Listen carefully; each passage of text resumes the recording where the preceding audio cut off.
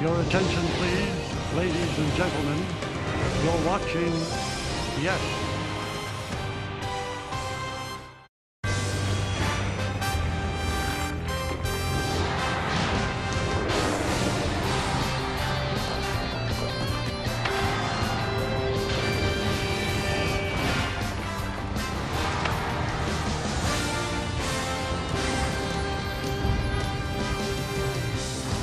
It has been 3 glorious days for the Yankees here against the Astros, and Houston has a problem. One of the problems is the arm of Juan Soto, a major flex by all of the Yankees, especially Oswaldo Cabrera. He has come up big in all 3 Yankee wins, and then Soto decides last night to connect for his first Yankee home run. Yeah, it's been that good. And now Clarke Schmidt takes the mound to try to complete a 4-game sweep of the Astros. And it is time for baseball as the Yes Network presents the Hyundai Sunday Game of the Week. It's the Yankees against the Astros in the final game of 4 from Minute Maid Park in Houston, Texas. Hello, everybody, and welcome to Yankees Baseball, along with Joe Girardi and Paul O'Neill. I'm Michael Kay. Happy Easter to all who celebrate. Hope you're having a wonderful day with your family. Sit back and enjoy Yankee baseball. I know that Oswaldo Cabrera is enjoying Yankee baseball. The only reason that he's in the lineup is because of the injury to DJ LeMahieu. And Paul looks like he wants to stay in the lineup. Well, there's no doubt about it. I mean, the bad news to DJ LeMahieu is the good news for Oswaldo Cabrera and good news for the Yankees. He has come out of the gate swinging the bat. Opening day, his first home run, hook it to right. And it just continues, just hit after hit. You thought he was going to be your utility guy. Now he's in there every day, making the most of it. Right now, 6 RBIs so far on the season. And what a start for this young man. He's in the lineup again, 7 for 13 so far, 2 home runs, 6 ribbies, 3 runs scored, game-tying hit in the 6th inning or later in each game. Now, one of the reasons he says he's doing so well, he has been assiduously studying Juan Soto. He watches the way he goes about his work. He watches everything he does in batting practice. So far, so good. Yeah, why wouldn't you? Juan Soto's one of the best hitters in baseball. And right away in spring training, players were watching what he was doing in the cage, how he'd only hit line drives and ground balls. He got the party started on Thursday with a RBI single in the 5th.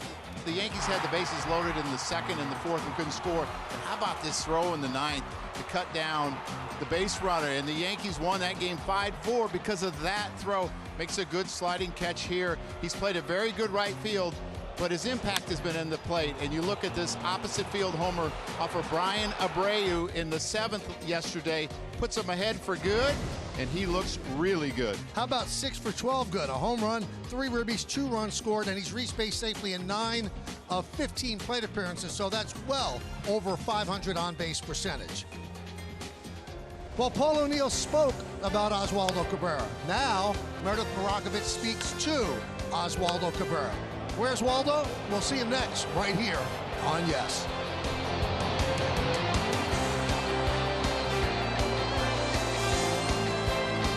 Finale between the Yankees and the Houston Astros. Hey everyone, I'm Meredith Marakovich. Oswaldo Cabrera has been white hot at the plate to start the season. In 3 games, he is 7 for 13 with 2 game-tying home runs, and he has driven in 6 so far this year. After the game last night, I caught up with Cabrera. I'm feeling good. I'm feeling good at the plate right now. Just like I said yesterday, just stay pressing and just keeping working on all those things. Can you describe the confidence you have when you walk into that batter's box? No. I don't know. I don't know how to describe that, but I know feel good.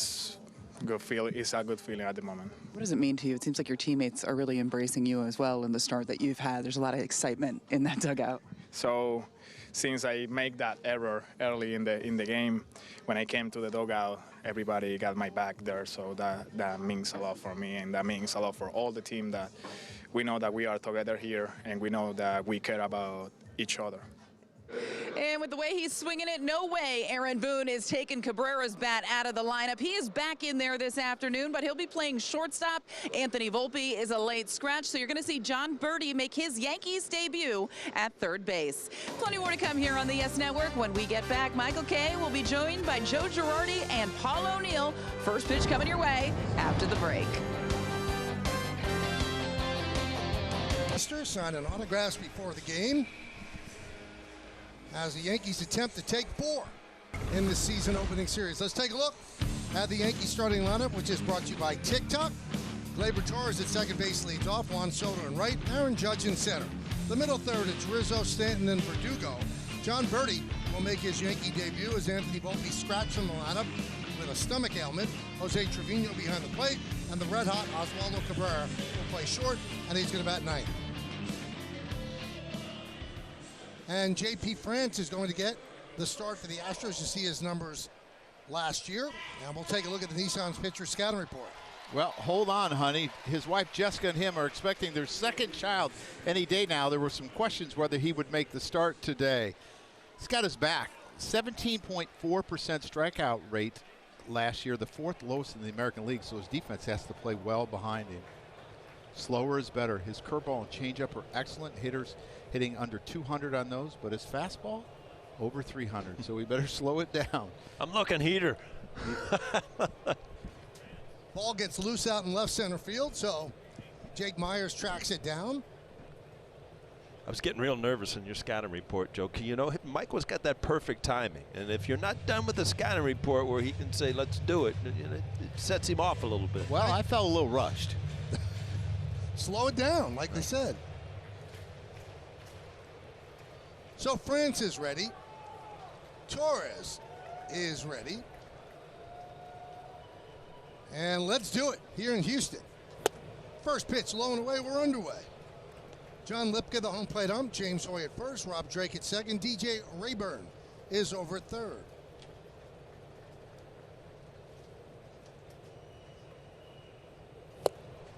One and one.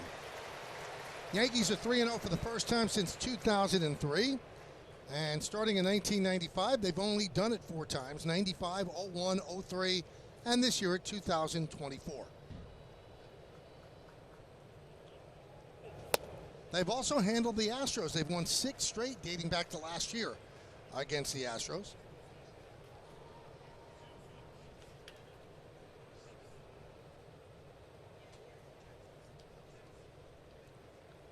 And the 2-1. Now, this is a stat that jumps out at you. They're the 9th team in baseball to win the first 3 games after trailing in the 6th inning or later each game. 9th team in baseball history to do that. Right off the top of your head, huh, Michael? Well, I've had 2 days off to research this, Paul. That's right. It's a lot of history. Sharp as ever. JP had some shoulder issues early in spring training, so didn't make a lot of starts. So he's not really built up a lot.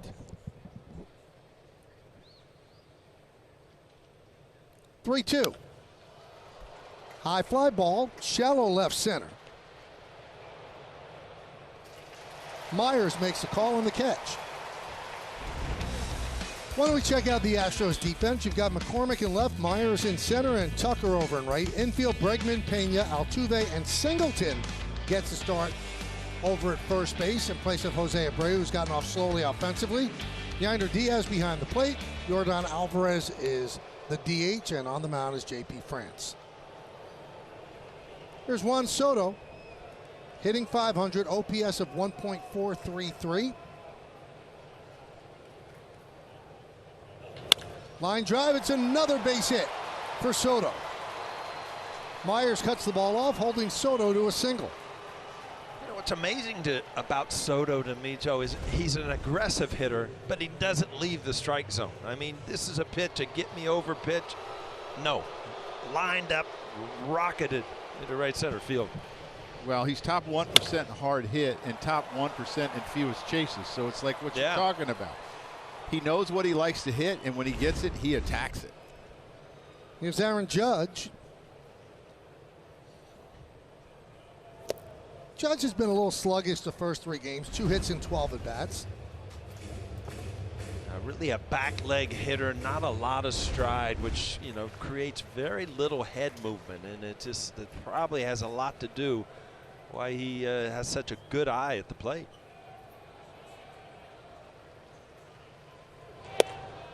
Do you buy into the theory that the hitters that have a great eye at the plate have better than 20/20 vision?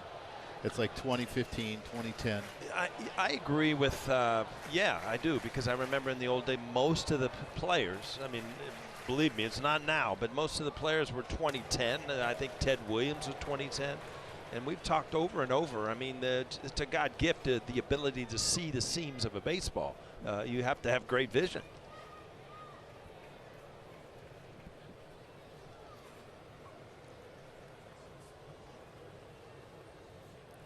See if they green light Judge. They do. Sky high pop-up. Altuve. Two-way. Let's a little scouting report on the home plate umpire, John Lipka. He's hitter friendly, so he calls fewer high strikes on righty batters and fewer inside strikes on lefty batters. He's in his 8th big league season. Paul always loves the hitter-friendly guys. That green's good. You know that? It means go, right? Yeah, that's right. Get $200 if you pass go, everything. Here's Anthony Rizzo. Well, you talk about that scouting report. The right-handers, he's going to want to get up in the zone. That's how he's going to want to get them out, because he throws a lot of fastballs and cutters. Doesn't use his curveball and changeup nearly enough to him, I don't think. So hopefully that bodes well for the Yankees. He doesn't call it up there.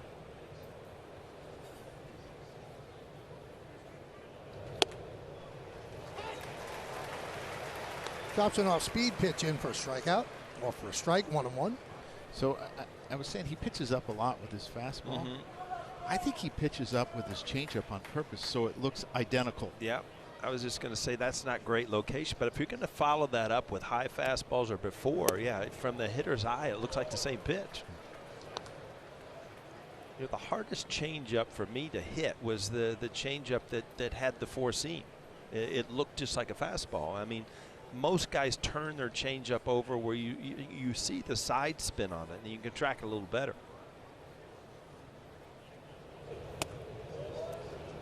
Who had the best changeup you faced? There were, I mean, Pedro obviously had a great changeup, had great everything, but Keith Folk, remember Keith Folk? Yeah. He had a pitch. It just like he would stomp his foot, and the ball would never get there. It was like one of the cartoons from Bugs Bunny. It just never got there. Count is full. So Soto will go from first with 2 outs, 3-2 count.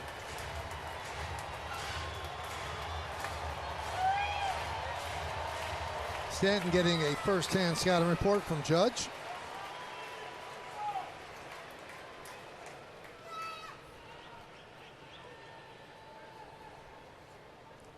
And the 3-2.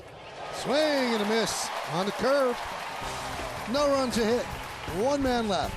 It's the Yankees nothing, and the Astros come to bat. Brought to you by TikTok. Altuve at second, Alvarez at DH, Tucker in right. Middle third of the order, Bregman, Diaz, and Singleton.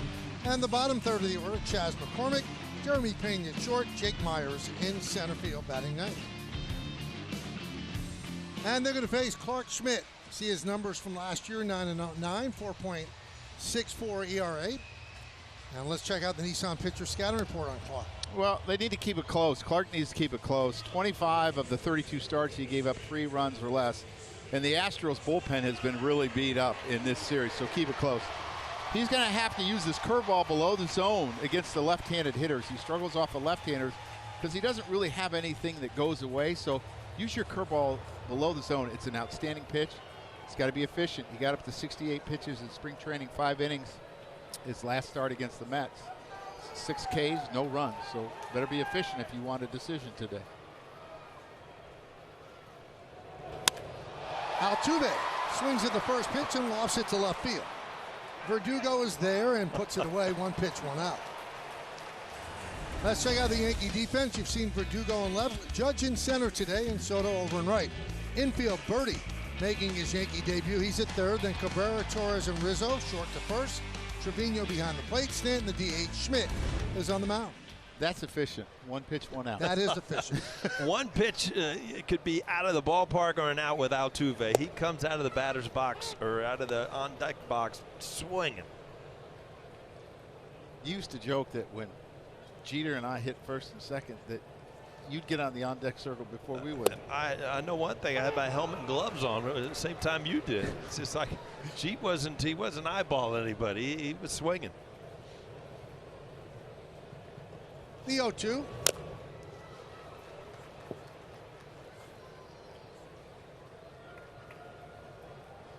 So I'm trying to get that knuckle curveball below the zone there. He didn't get it quite low enough. If I'm him, I'm thinking about throwing another one just a little bit lower to see if he'll chase it. But he wants it going down more than into Alvarez.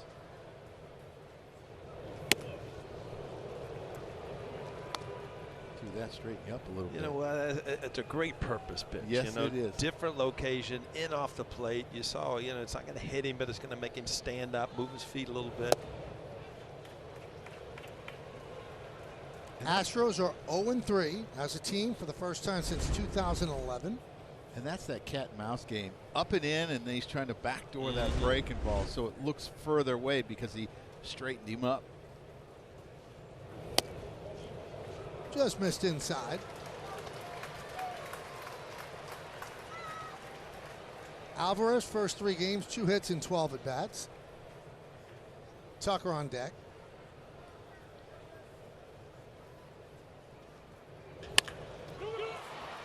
Fielded by Torres. Covering is Schmidt. 2 outs. All right, it's time for the keys to the game, brought to you by your local Kia dealers, Paul. Well, we've seen the Soto effect, and it has been exciting. 6 for 12, a home run, 3 RBIs, great defense so far. Good as always. I mean, the bullpen I'm talking about, 11 2/3 shutout innings to start the season. And happy Easter. Why not? You know, it's a beautiful day. 3-0, the Yankees are. Enjoy your day. Favorite Easter candy, Michael? What is it? Any kind of chocolate. Yeah? Yep. How about you? I like those malted milk balls. Those, the ones that look like eggs. Those things were really good. Joe, you look like, I don't know. The milk chocolate. Just milk chocolate? Yeah, any kind. My wife's obsessed with the sugary jelly beans. I don't even do those. No. I'm just glad that on this Easter Sunday I get a chance to do a game with my peeps. Yeah? I didn't like those either. Those yellow marshmallow things. And down goes Tucker. Schmidt works a 1-2-3 inning. We'll go to the second. Nothing on yes.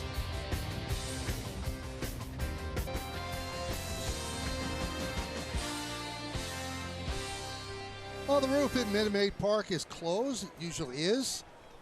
Kind of an overcast day, cloudy, not too much sun. Giancarlo Stanton leads off the second.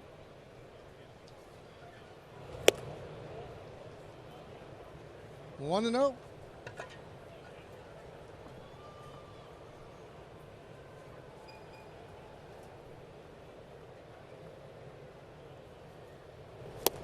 Great performance yesterday by Marcus Stroman. 6 innings of no earned runs.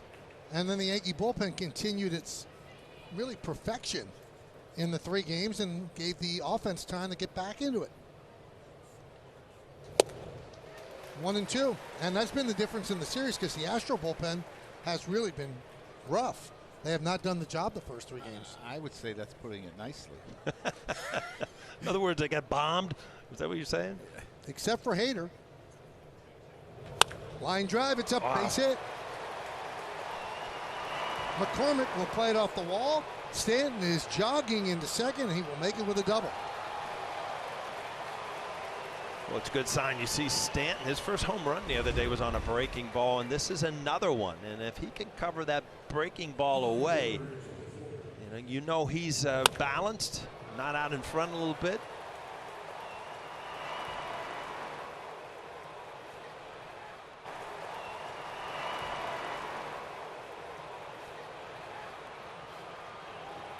Looks easy, doesn't it? He knew exactly how much time he had to get there. Here's Verdugo. You see Stanton, not a lot of movement either. Not much of a stride, but total extension. And that's where he doesn't use his lower body a lot. He's just so strong. He just uses his upper body, not much of a stride, and just hammers the baseball.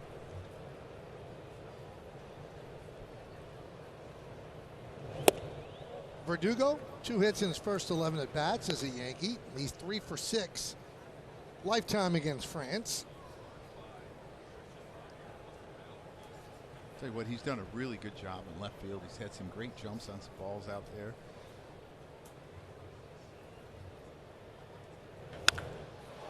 High fly ball. Deep right center, Myers back. Makes the catch, tagging Stanton. The throw comes to short. Stanton advances to third.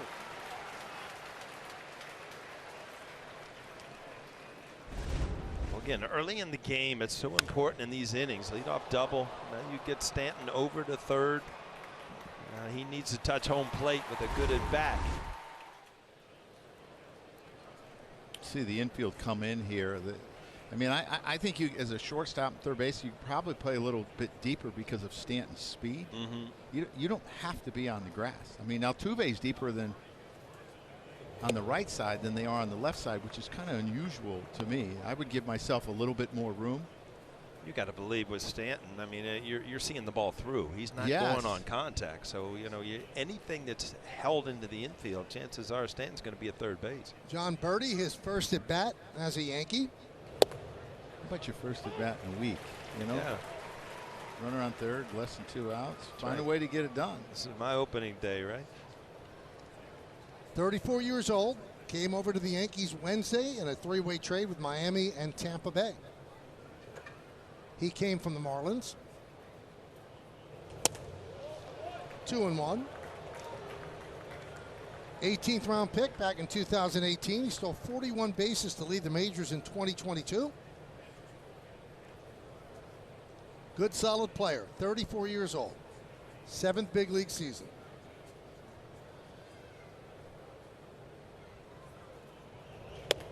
Aaron Boone said he's had managers from the National League East call him up and say thank you for taking him out of the division. He's a pesky player.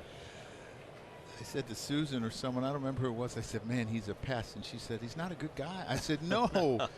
As an opposing manager, he does so many different things.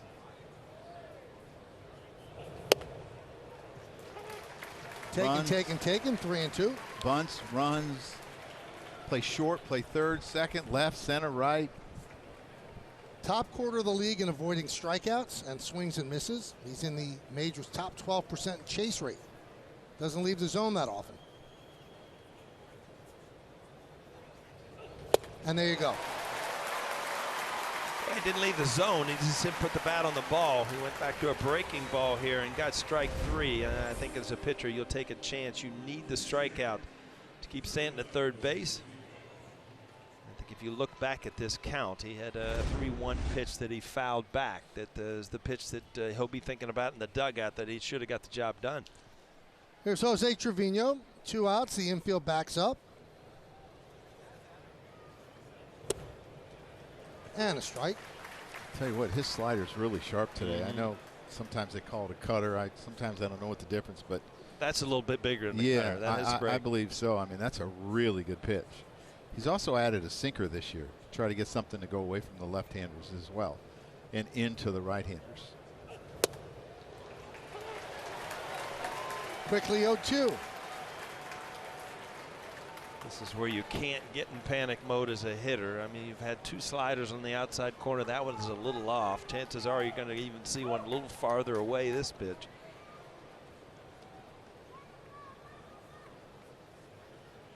I'm saying panic. I'm in a panic mode. I'm 0-2. He's made 2 perfect pitches with sliders. Yeah, but you start panicking at the plate, you'll swing at anything. And that ball was, he actually missed, was supposed to be a slider even farther outside. It's easy to say now that you're up here in the booth. Much easier up here. Foul back.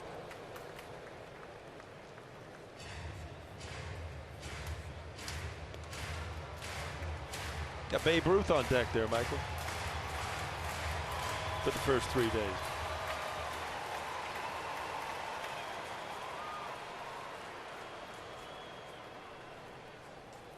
Stan leads off third. The 1-2. 2-2.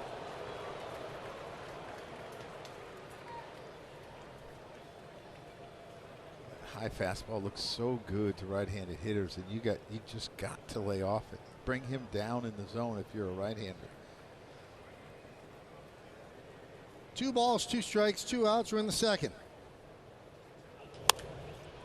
Popped up, shallow right. Who's going to get there? No one will get there. Singleton can't hold on. Stanton scores. Trevino dunks in a single, and the Yankees have a 1-0 lead.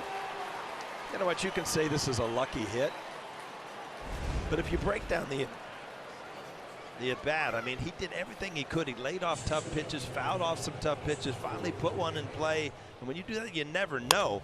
Ball off the end of the bat, kind of in Nowheresville. I thought Altuve would call him off, but it was a little bit late. And get the Yankees on the board. Yeah, and John Singleton is not a first baseman that he's played a lot with, so the communication's probably not great, and understanding his range is probably not great. There's a strike to Cabrera. 7 hits and 13 at bats. What a start to the season.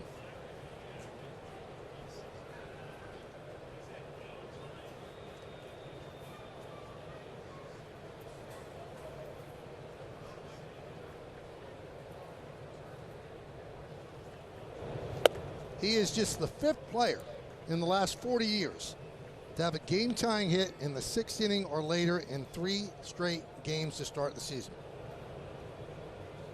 Think you knew that coming to the park, Michael? He? Yeah. Yeah, I think Meredith told him. Oh, is that right? Yep. I had a girl, Meredith.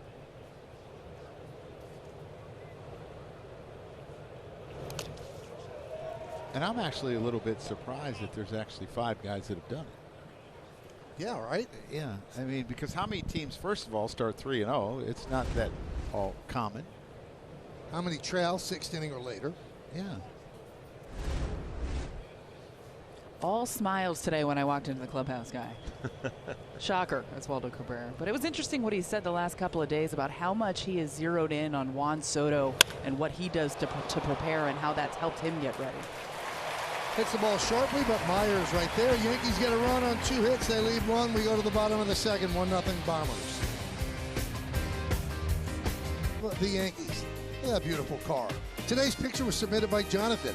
He and his son Theodore are ready for a long season of cheering on the Yankees. So far, so good. Use the hashtag Toyota Pinstripe Pride. Mention yes in pictures you post to social media to reflect your love for the Bronx Bombers. And we might spotlight you in a future game.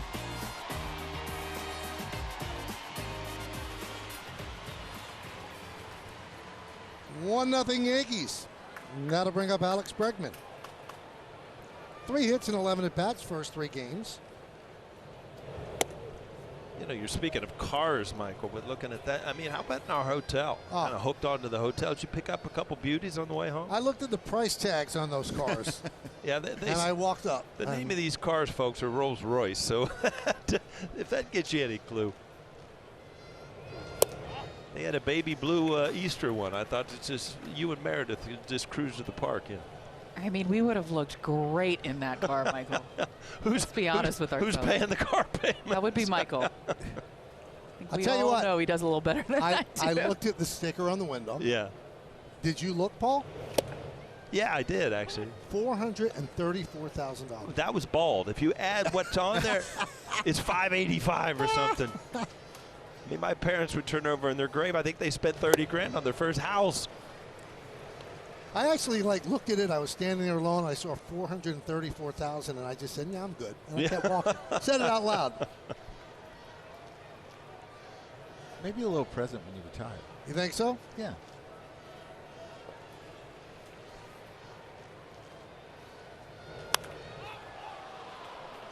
Sky high pop up or roof high pop up.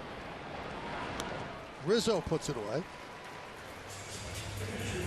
There's been really high pop-ups already in this game. I'm glad, none of them are to the catchers. Was I worried about that? The one Judge hit? Meredith, were you here? Did Judge hit the rafters, or was it close in one of the games that we didn't do? If he hit it, I didn't see it. He didn't hit there were a couple very high pop-ups, but not the rafters that I saw.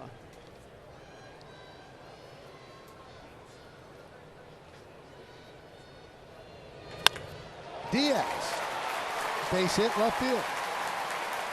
This kid can hit.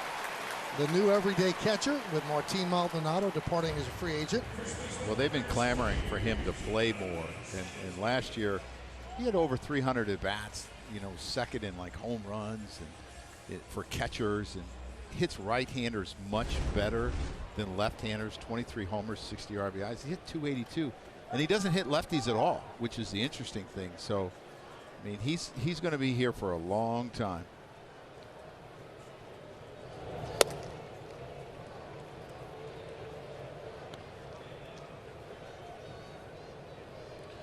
Think of the ranks and didn't even play every day. Cal Raleigh is an everyday player, and he likes to hit homers. Cal? Ooh.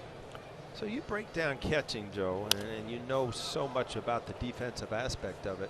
You can somewhat teach a guy to hit a little bit better. I mean, you're not going to take a 200 hitter and make him a 300 hitter. You can gradually get better, but can you take an average catcher defensively and make him a very good defensive catcher? I think you can through a lot of reps. I do. I think it's probably easier to make him a better catcher as long as he's athletic enough. Nice attempt by Birdie. He cannot get there, so just a strike. Man, that's a tough play when you're having to run so far. I mean, he's basically playing shortstop. Right. And he's trying to catch this ball, and he slides to protect himself, and just comes up a little bit short, or maybe a little bit to the left of the ball. That can't feel good either, sliding like that. You know, the warning tracks in these parks are always like rock hard, you know, because they don't get groomed as much as the infield. And you slide in there, you know, you usually have that strawberry in your knee for the rest of the year. Singleton down on strikes, 2 away. And as I was saying, I think you can learn to block better. I think you can learn to throw better. Now, you may not be able to increase your arm strength. See him going up. Lefties don't like the ball up there with a little backdoor cutter. But you can't really increase arm strength a lot. You can a little bit, but the quickness that you get the ball in the air, you can increase a lot. And you know what pitchers want, I think, more than anything, is someone that they feel they can trust putting signals back there. Right. And that's where you make a great improvement from a young to an older catcher, because of the reps that you have, and you understand calling games better than you did before.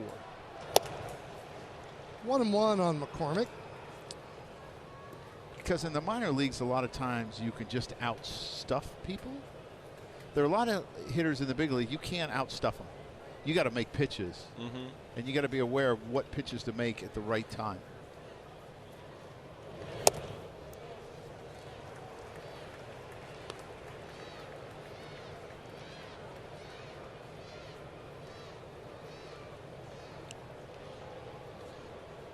One 0 Yankees on the Trevino bloop single.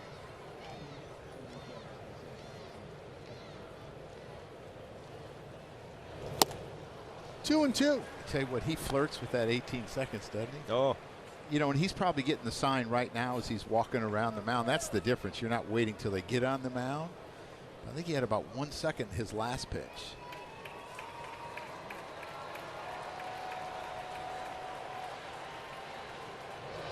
Swing and a miss.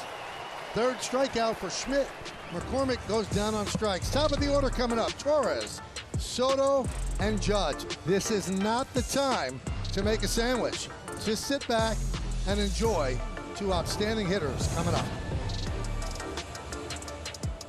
Of the New York Yankees, Justin Verlander on his way to the Hall of Fame, but he's done the IL. 15-day IL, right shoulder inflammation. Now he's going to throw 3-inning, 50-pitch batting practice session tomorrow. Then he's expected to begin his rehab assignment. Big loss for them.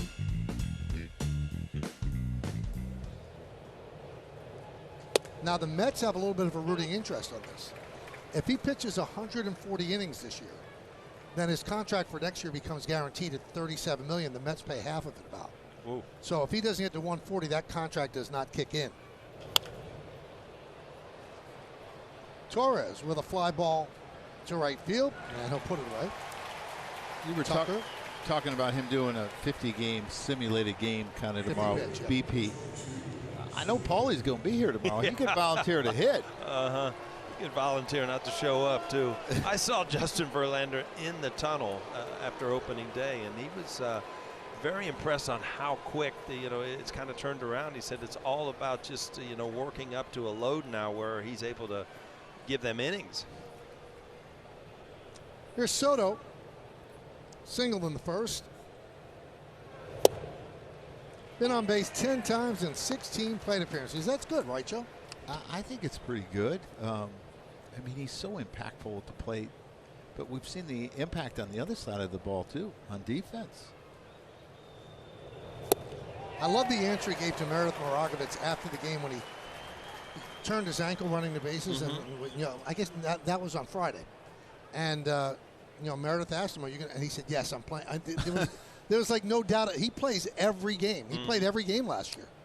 Yeah, I think that's actually going to push some of the other players. When you know that one of your superstars is penciled in there every single day, you start to compete with guys, even on your own team.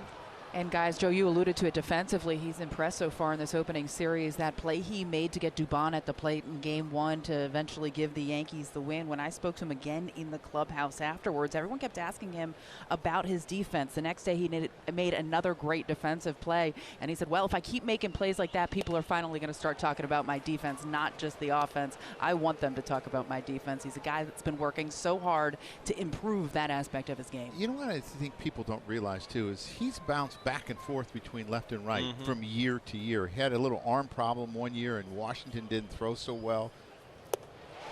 And he goes down on strikes. So I think sometimes you can kind of be like tagged, like, well, he's not a very good defender. Right. But, I mean, he's played over 200 games in left and over 200 games in right. It's not just been one. There's that curveball I'm talking about. His curveball, Paul, to me, almost like goes, stops, and goes down. And he's putting that in the back of his memory, like, throw that again. Right. Yeah. 1-0 on Judge. Judge worked the count of 3-0. They turned him loose with a green light in the first inning, popped it up to Altuve as Boone's trying to get him on track. Remember, he didn't have that many at-bats toward the end of spring training.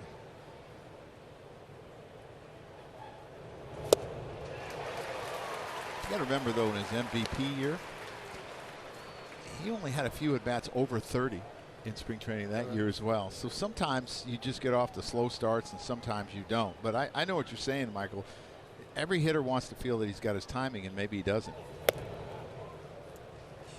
Remember, he had the MRI on the abdominal area.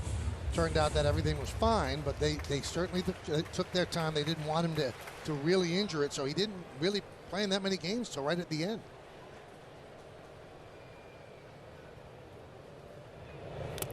And Paul's talked about this, and then you get 2 days off. You start playing games in a row, and you're starting to feel like you're getting your timing, and then you get 2 days off, and that makes it really difficult.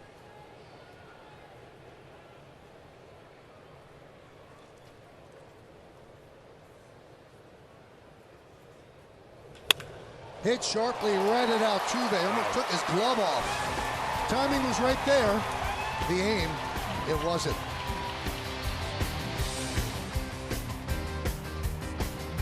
1-0. They took the first 3 games.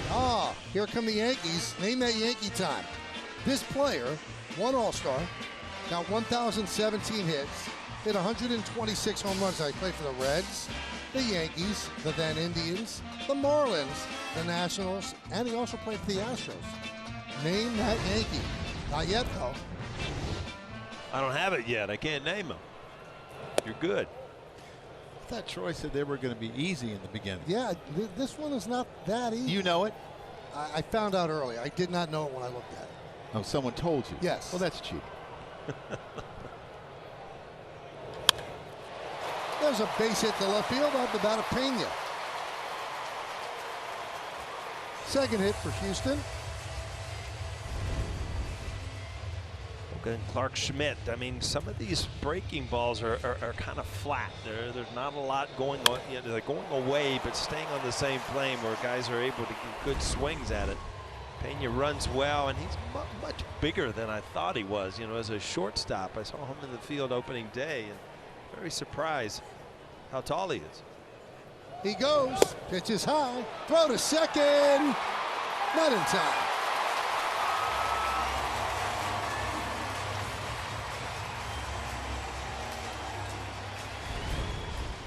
he was Pena. 13 for 22 last year. He gets a good jump and a good throw by Trevino. Takes it up the line a little bit, and I thought possibly he got him on the back leg before he touched the bag. Stay on him, and that's what you try to teach if you can stay on him, but I think the momentum of the throw just kind of turned him around.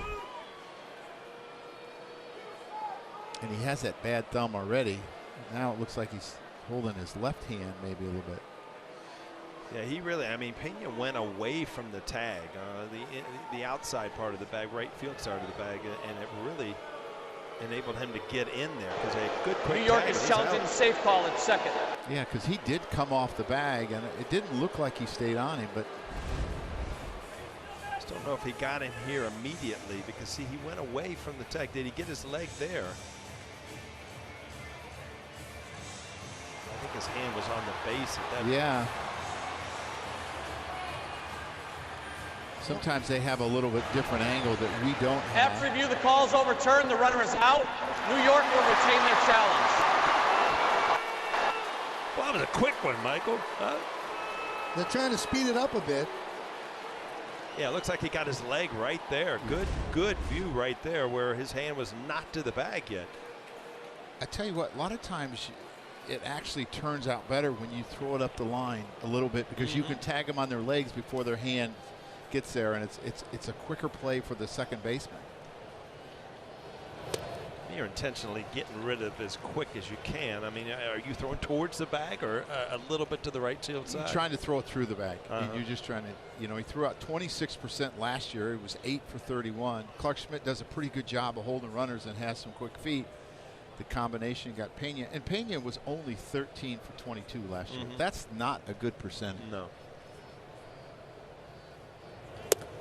Well, it's good practice for the Yankees. They're going to Arizona after the game, and the Diamondbacks run. So they'll see a lot of it. I was surprised, though, after 2 games where they've scored like 50 runs or whatever it is, there's not a lot of stolen bases, and they've had a lot of big leads early. So maybe that's Probably. part of it, yeah.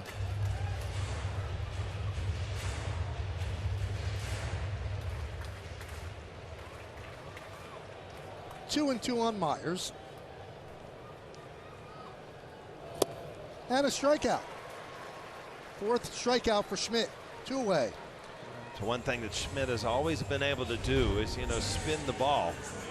Get it good pitches to right-handers. A lot of swing and misses. There's that slider that you're talking about. It's flat, but this one was at least away from Myers. The one to Pena was middle, and that's why he was able to handle it. He loves that first pitch, especially when it's up in the zone. I mean, you have to be so careful with him.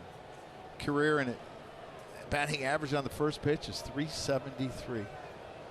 Don't try to sneak one in there.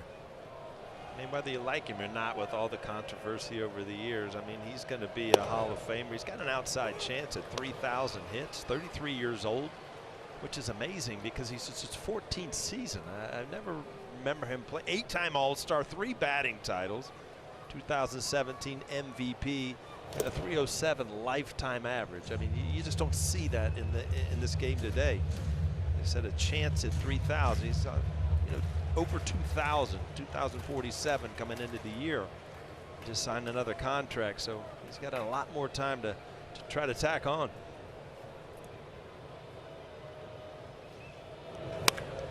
High fly ball, left field, and deep. Going back for Dugo, looking up. See ya, tie game.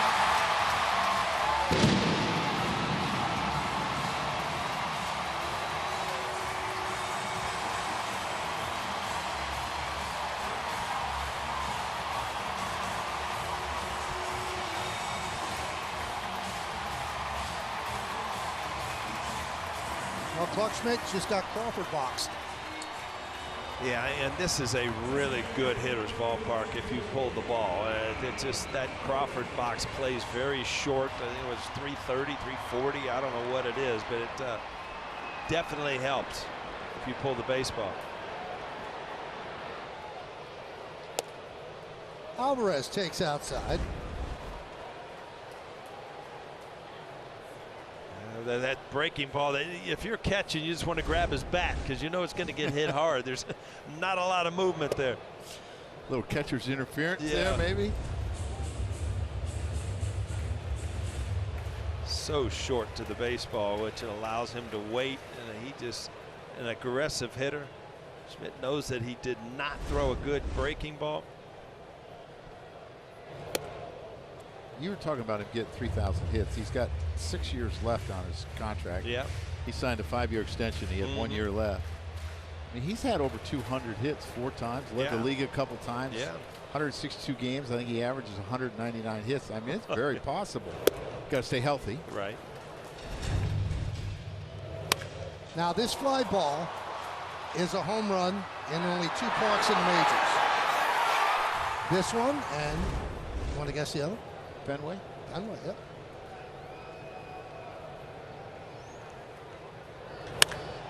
High drive, center field and deep. Going back Judge. He's on the track and he'll make the play for the final out. 1 run, 2 hits, no errors and nobody left. Altuve hits one into the Crawford boxes to tie the game at 1. Redeem offers, access exclusive content, much more. Download the MLB Ballpark app today. Cadillac scoreboard 1-1 as we go to the 4th. As Anthony Rizzo swings and misses.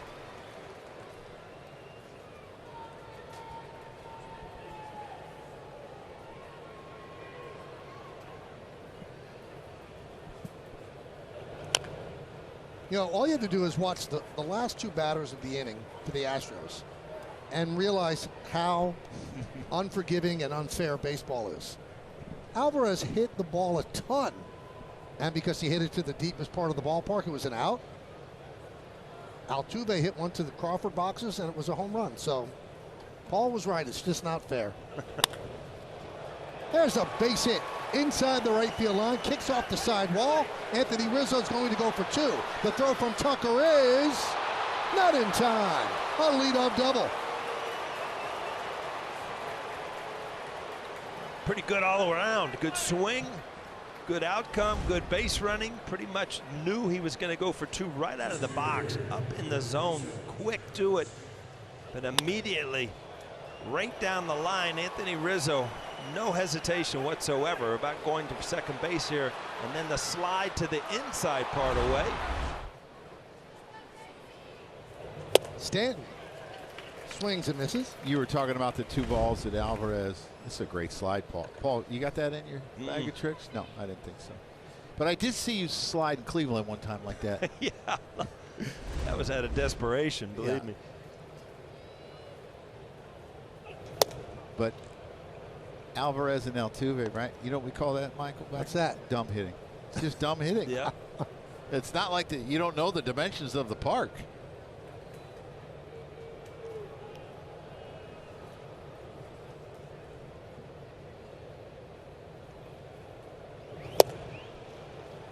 Two and 1. Stanton singled and scored in the second inning.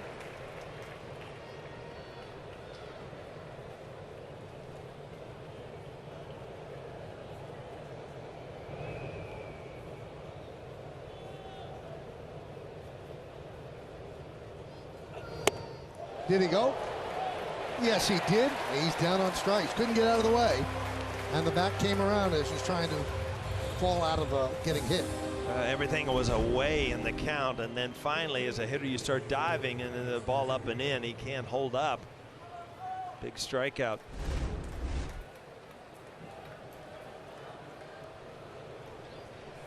Well, this is as a teammate you have to pick up Giancarlo here. You know, you're trying to at least get him over. Verdugo's got a chance to drive it in. Be easier to drive him in to right field than it would be to left field with how short left is. So.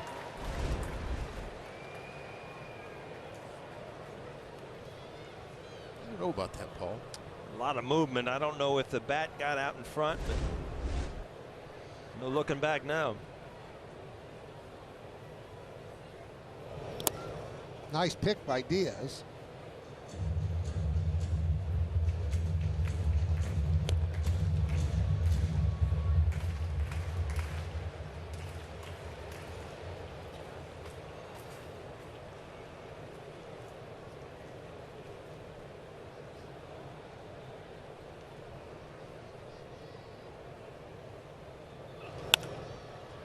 1-2. Verdugo with a fly ball to center. That was in the second.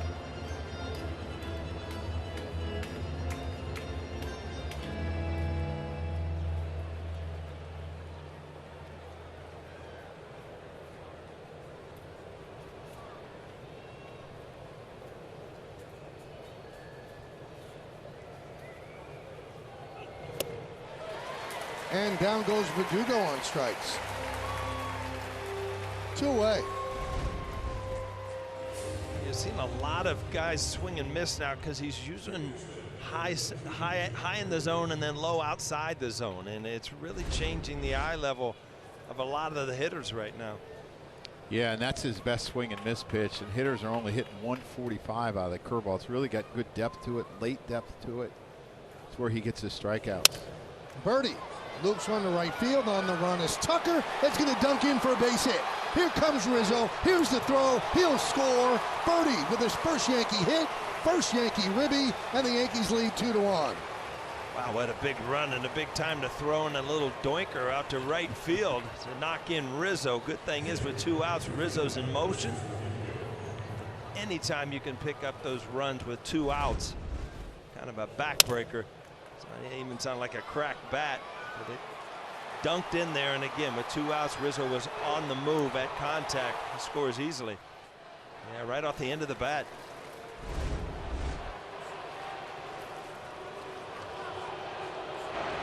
Well, I'm going to blame it on JP, the pitcher, because his cutter has, on average, 3.5 more inches more of break, right? So as a hitter, you're not expecting it to break that much, and that's why you get it off the end. Both RBIs have come that way. Trevino's came that way as well. If he hits it hard to right field, Rizzo may not go. Trevino pops it up, shallow left. Pena makes a catch in fair territory, but the Yankees take the lead. 1 run, 2 hits, 1 man left. The Yes app and stream live games with an enhanced stat overlay. Play along, win cash prizes, and earn Yes rewards to redeem for cash cards and gear. Download now and remember that if you get Yes on TV, then you get the Yes app for free. Or sign up for a subscription.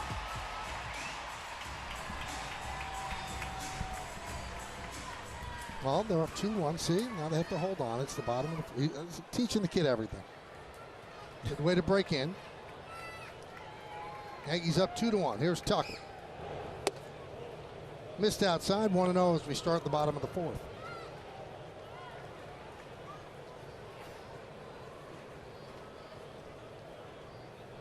Three, 4, and 5 in the Astros order. And a strike. Now I've got a little bit of a trivia that I came up with. So the Astros they've gone to 7 straight league championships. 7 straight. Served into left field. It is a base hit just over the leaping try of Birdie.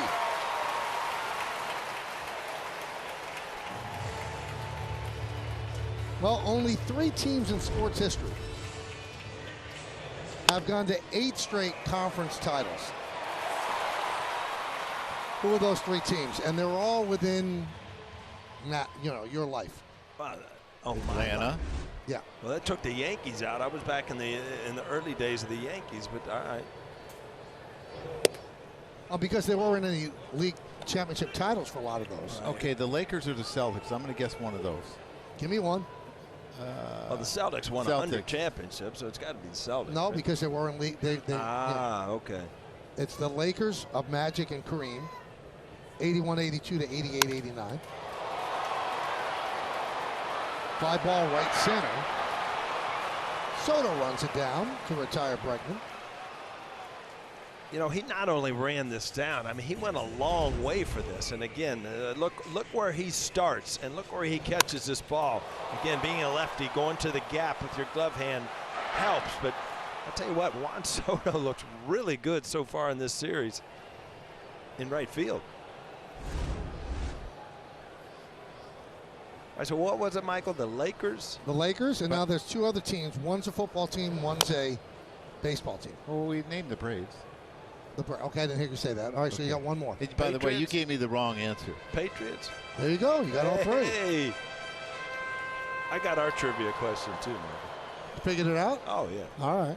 Who gave it to you? Nobody. Just takes my Rolodex a while to come up with these things. Name that Yank. You named it.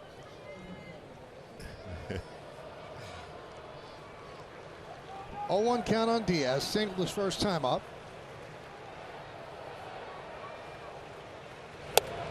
You would think that Diaz, with the way he strides, his foot goes back in a little bit, or you know, like where he's closed, and then he opens up, that he'd be really susceptible to the ball away. But he's not. He's got really good plate coverage. Chop the third, birdie. There's one on the first. It's a double play. 5-4-3. Started by Jon Berti. A nice feed to Torres, and then over to first for a double play. No runs, 1 hit, no man left on base. We go to the 5th inning. Yankees 2 and the Astros 1.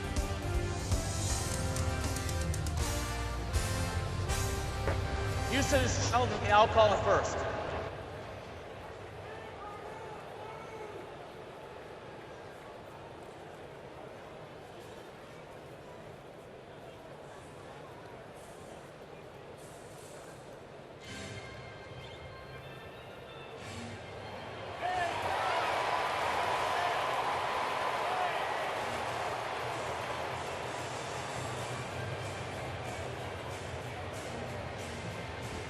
Well, we are back here at Minute Maid Park.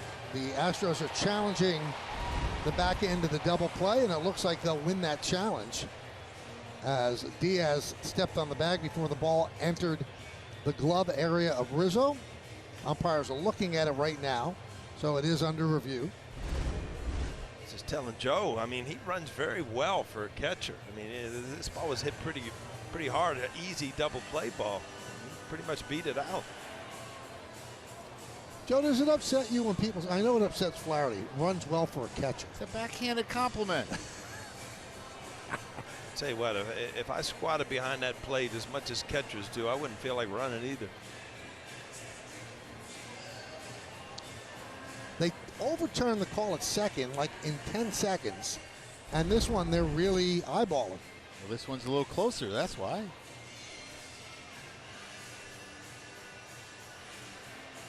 Yeah, I didn't even think there was a question. No.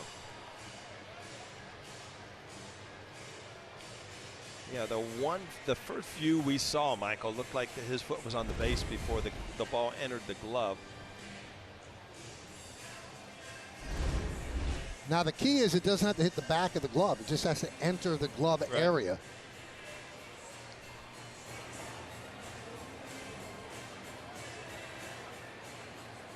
I always thought that call at first base was the toughest. After review, the call in the field stands. The runner is out. There Houston you go. loses their challenge. So now that is the end of the inning. A 5-4-3 double play. No runs a hit, no errors, and because of the DP, nobody left on base. Boy, was that close. We go to the 5th.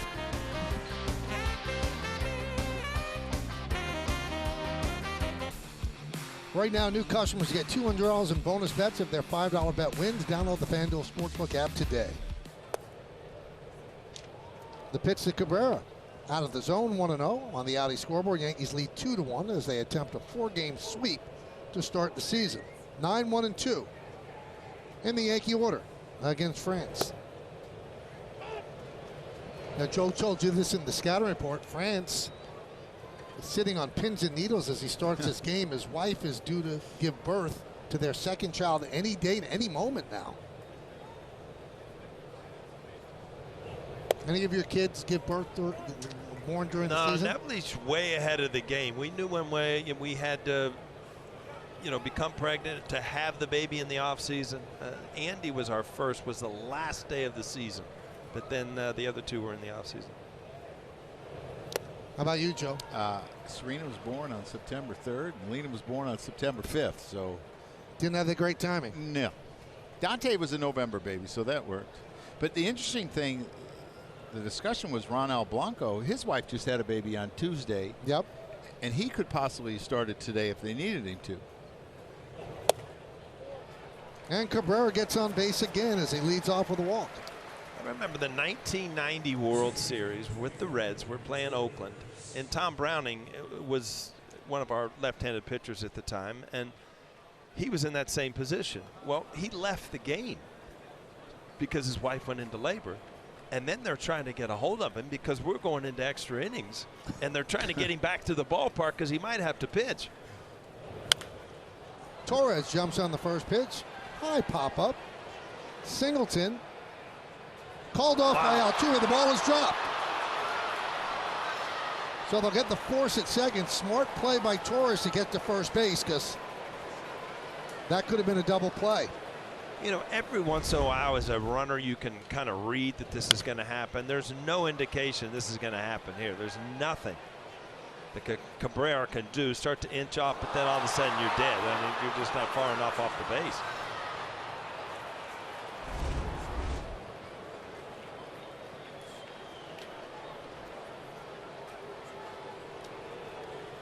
That natural grass helps you too, partner. I mean, the ball didn't bounce up high in the air on the AstroTurf. You think that was a misplay, Joe, or was that on purpose? I think he did it on purpose. I think he saw Gleyber out of the corner of his eye, saw that he was about halfway there.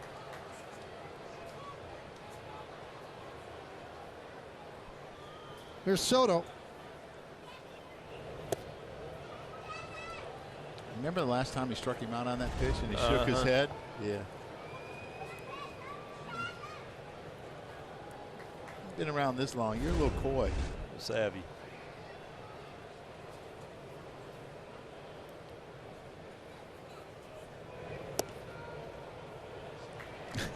There's the Soto shuffle. Yep.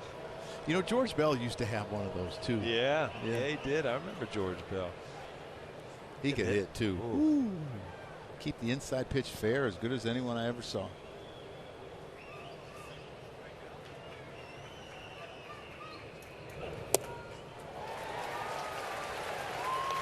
Two and one. I mean, I wonder what goes through like J.P. France's mind. You know, his two good pitchers are his curveball and changeup, but he just took two good ones for balls. Now I got to throw him a heater. Right. Luckily, he got it away. It looked like Soto was looking in.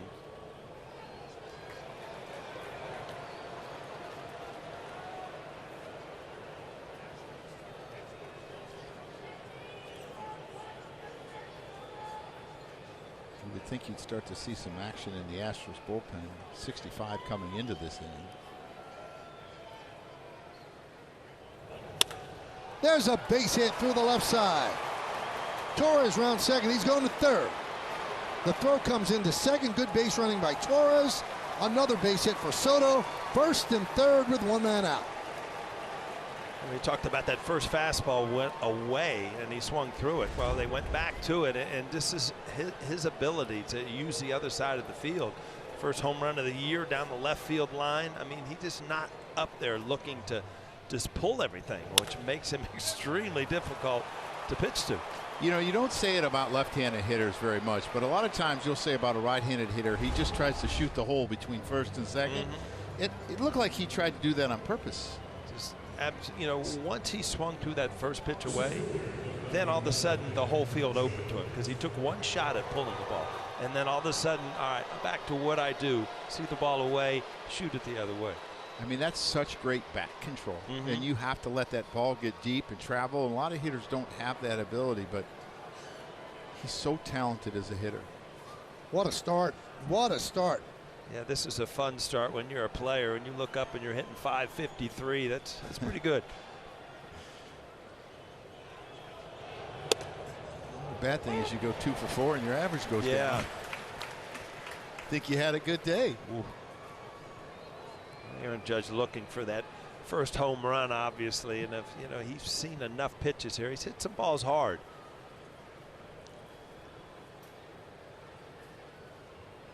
The 0-1. A lot of times you see that low strike called on him. And I thought that was below the zone. And I talked to you, he doesn't ever get upset, but it has to be hard for umpires to change what they think is low depending on the hitter. I would assume, because I mean, first couple of years in the major leagues, I mean, it was almost a joke. I mean, everything. You know, not to make fun of anybody, but Jose Altuve's strike zone is not Aaron Judge's strike zone. I mean, it's just the way it is. It's the first changeup he's thrown to a right-hander all day. He only throws like less than 2% to him, so he's trying something else. Fly ball center field. Myers makes the catch. Tagging is Torres. He'll score easily. The throw comes into second. Sac fly for Judge, and the Yankees lead by 2, 3-1.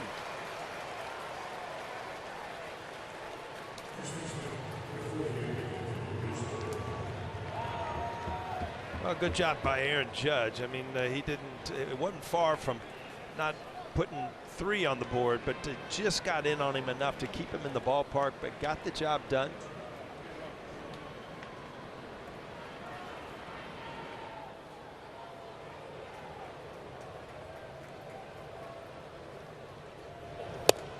Jeff Pentland, longtime hitting coach in the big leagues, outstanding. I thought he was way ahead of his time. Used to say that high fly balls to center field are not a bad thing. It means you're staying on the ball. You're just a little bit on. You're getting close. Right.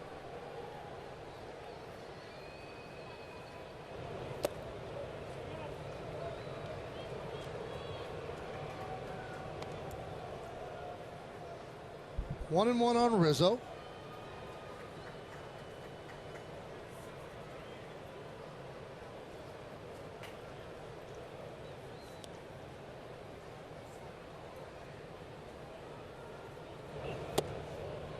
Two and one. Now Joe Espada, the first-year manager for the Astros, he's got to have some trepidation thinking about going to the bullpen.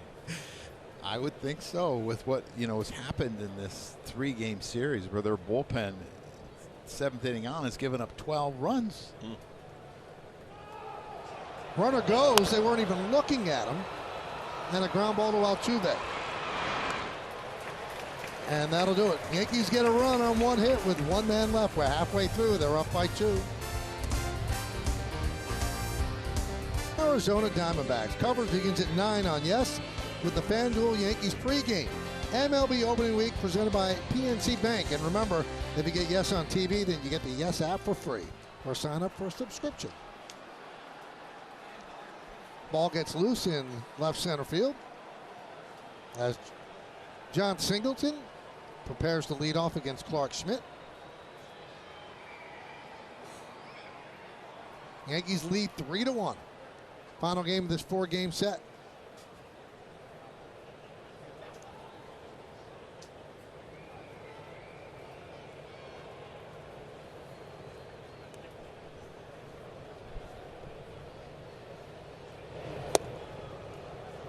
Joe, I need the manager's take on this. Okay, so between innings, I watched a replay of what Altuve tried to do, and then you see Gleyber Torres. He thought it was a foul ball. He stayed in the batter's box. Then when he saw that it might be fair, then he took off. Can a manager tell a player, "I want you to run hard to first base every single time"? Can you do that? Oh, you can say it as much as you want, but that doesn't mean it's going to happen. And the reason is, it's a read that you have. The read tells you it's foul. Right. So why would I run on a foul ball? So you don't think he did anything wrong there? No. And when he saw it was fair, then he took off. Then he took off and managed to get to first. So I had no problem with what he did. How about guys that don't run hard to first base all the time? Well, here's the play, right? So he thinks it's foul, and he's like, he's mad he missed the pitch first. So there's your original reaction. Then he realized, I got to go, and he hustles, and there's nobody at first. He can see that there's nobody at first, so right. That's not a problem.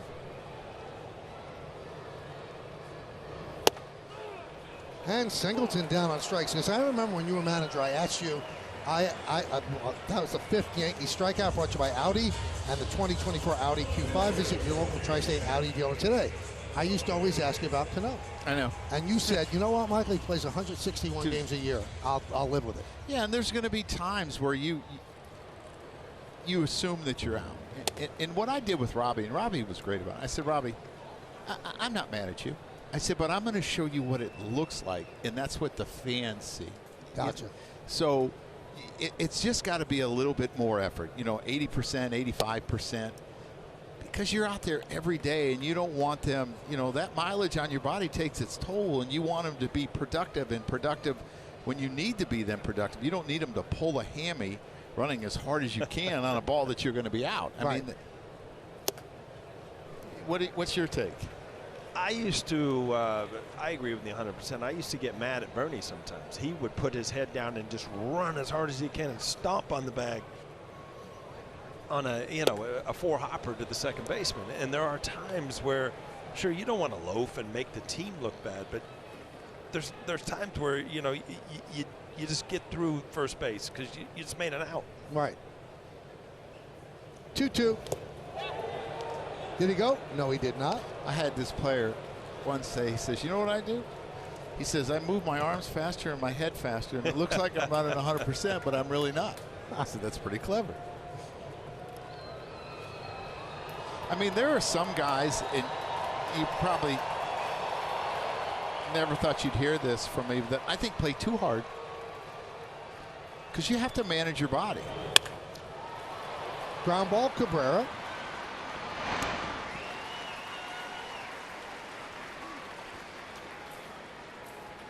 But wouldn't you agree that in at least in the old film, it seemed like Pete Rose ran hard to first base all the time. Players ran hard to first base all the time. You think it's changed? I think it's changed a little, but probably not. I don't. That was just the type of play that Pete Rose was. He was called Mr. Hustle. Now, everyone wasn't called Mr. Hustle, right? Right. So everyone probably didn't play like him. Right. I mean, I think it's conserving energy when you can, in a sense. Making sure that you're available 162 games a year. 1-0. My concern was, though, that it was the player that wasn't running 100% and then realized, oh, I got to go. That's when you pull something, right? You think it's a for sure double and then you take off. That was always my concern. You know where that Charlie Hustle started, Michael? No. Whitey Ford. In spring training, Pete Rose sprinted after he got a walk.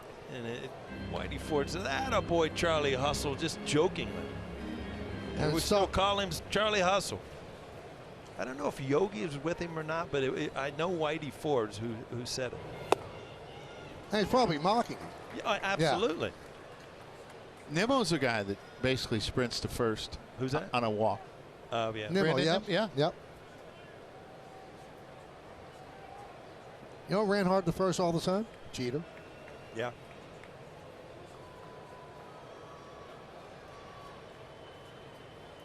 The 2-2. But the other way, a base hit in front of Soto.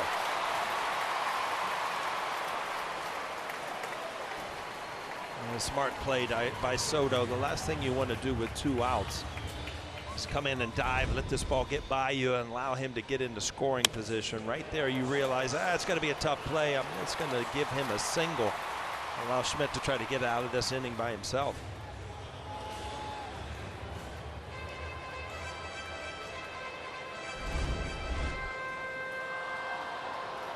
Interesting decision for a spot. He turned him loose earlier, but with 2 outs, Myers, you would prefer that he doesn't lead off the inning.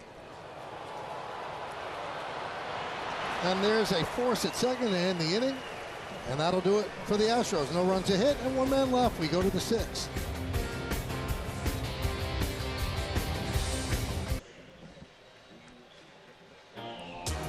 Thank you, Bob. We go around the majors. Yamamoto last night against the Cardinals, 5 innings, 2 hits, didn't allow a run, didn't get a decision. Orioles 24 runs, team batting average of .338 against the Angels, the first 2 wins. Rhys Hoskins has been an irritant to the Mets, and Carlos Mendoza suspended 1 game as one of his pitchers threw behind Rhys Hoskins. Carlos is off to a great start. Seems off taking early money in the away season. from him already. Early in the season to be chucking balls behind people, huh?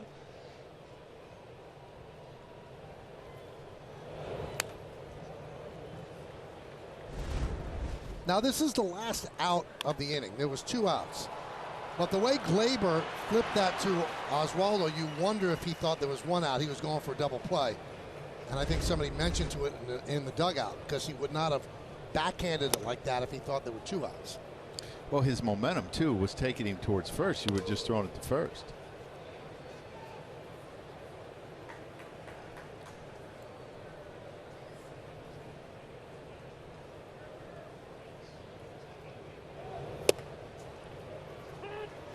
Two and 2 on Stanton. France had 88 pitches.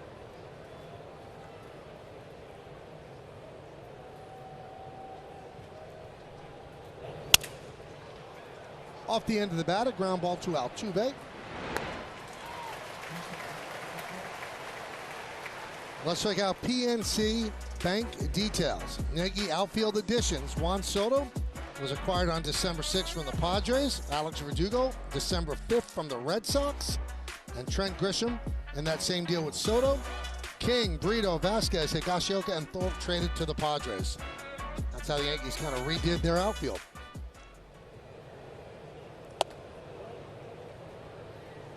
Guy in right field is pretty good too. You know that?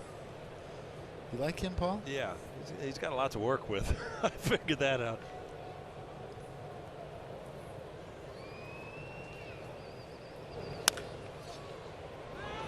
What is interesting though is, you know, from a distance, and Michael, we've seen him from a distance, not every single day, you start to really appreciate some of the things that he does. Even last inning, cheat stealing, I mean, he had timing down where he was, you know, is just a given base. These are things that are thought out by players that are really into the game, and that's those kind of things are impressive. I mean, we see him hit home runs, we see him have great at bats, but you know, in this series, he's shown that he's got a lot going on about thinking through the game.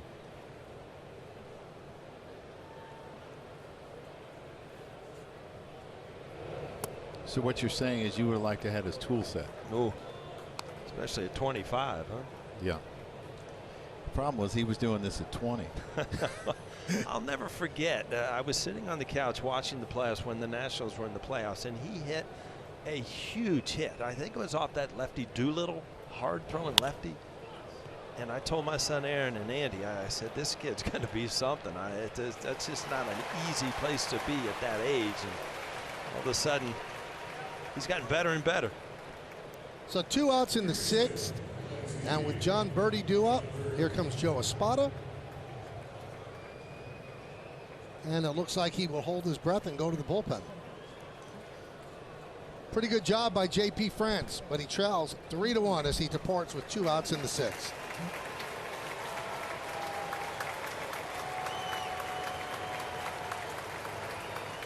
Hyundai, get away with great deals on every new Hyundai, only at the Hyundai Getaway Sales Event. Visit buyhyundai.com today. By PNC Bank, MLB Opening Week presented by PNC Bank, brilliantly boring since 1865, and by your local Honda dealers. Contact your local Honda dealer for a great deal today.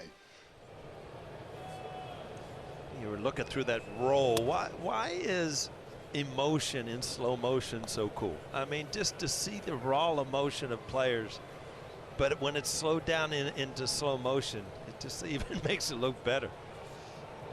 Taylor Scott deals, and ball fouled away by Birdie, 1-1. Birdie, a last-minute addition into the lineup. The original lineup had Anthony Volpe batting in the 7th spot, and Anthony's gotten off to a great start. 4 for 10, on base percentage of .471, but an upset stomach, so they pulled him out of the lineup, put Birdie in. And Birdie's had a nice day. RBI single, made all the plays, turned a double play, started it.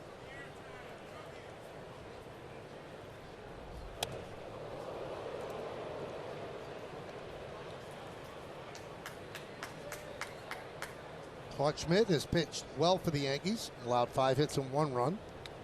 He's kind of in hallowed ground now because, you know, so many issues past the 5th last year where I was telling Joe coming into the season, it almost becomes a head game of where you expect yourself to be in certain games. And you'd love to see him used to, you know, taking the ball and wanting to go 6-7 innings. And he's been very good today.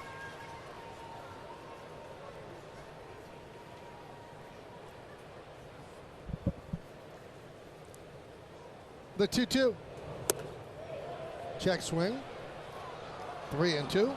And Joe, there's a certain amount of pitchers that you know they can't wait to get out of the game. And there's a certain amount of pitchers that truly want to be late in the game. And as a manager, I'm sure you know the ones that you need to get out of the game. But I think Clarke Schmidt has the kind of stuff. As soon as he starts getting used to going 6-7 innings, he'll expect to do it every time out. Birdie could not hold up on that one. So Scott comes on to get the final out. We go to the bottom of the 6th. Your local Tri-State Audi dealer today. And that electric moment is the guy on the mound, Clarke Schmidt. He's had very good stuff. He's worked all quadrants of the strike zone, thrown all of his pitches for strikes. And as he enters the bottom of the 6th inning, there's his line. The Yankees lead 3-1. But what we are getting into in this inning, Joe, and Paul was just talking about it, this third time through the order is something that has bedeviled him last year. Yeah, this is where your antenna goes up as a manager. Because the third time through the lineup, hitters are hitting 327 with a 910 OPS, and pitches 76 through 100, they're hitting 344 with a 957. Well, he's at pitch 70 right here.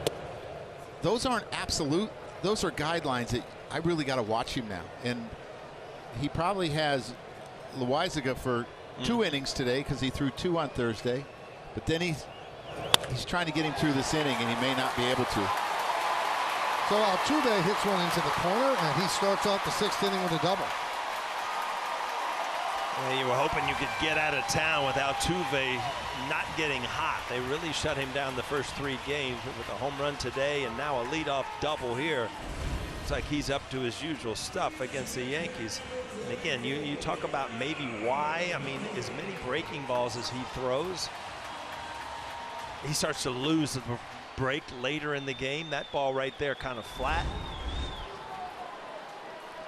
This is the first at bat that the Astros have had with a runner in scoring position. And the other thing, Paul, like a lot of times fatigue will not manifest itself in velocity. It'll manifest itself in location.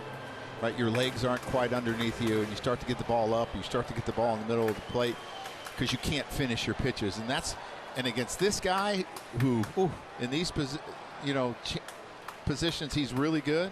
Alvarez, you got to be really careful with the next 2 hitters because you got 2 great RBI guys. Now, Joe, does it become a psychological thing, or think it's physical where he starts to lose stuff?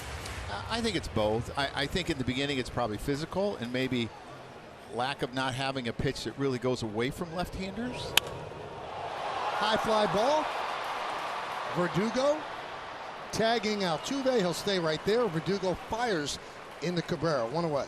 That's such an important pitch. It just shows you cannot be afraid. I don't care what power hitter's up there to pitch inside sometime in the count. And this ball kind of ties him up so he can bring his hands in and just it keeps it in the ballpark. You get this ball out over the plate, you got to tie a game.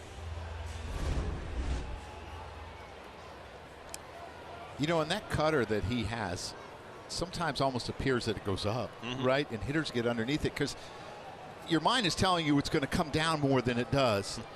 And it just doesn't, and it gets on top of the bat, and that's how you get a pop-up. There's a fair ball inside first ball at the bat of Tucker, and it'll go into the corner. Scoring easily is Altuve. Tucker's at second with an RBI double, and the Astros have pulled to within 1.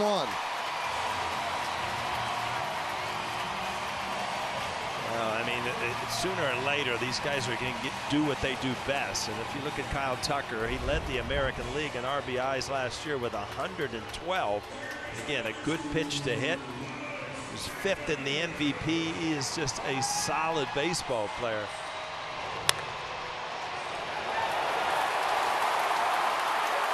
Trevino probably taking a walk to the mound just inside the line there, Paul. I mean, sometimes it's a game of inches. Yeah. Probably trying to give Jonathan a little more time to warm up. Looking at Kyle Tucker and kind of his bio, he's a 5th overall pick in 2015 out of Tampa, Florida. Plant High School. You know who went there, Michael? Plant High School. In Tampa, Florida. Was that Kenny Rogers? That would be Wade Boggs. Did Kenny Rogers go there too? He might have, yeah. 2 pretty good hitters. Uh-huh. Not Kenny, but Wade. Sorry, Kenny. No, Kenny, he couldn't wheel the lumber real well.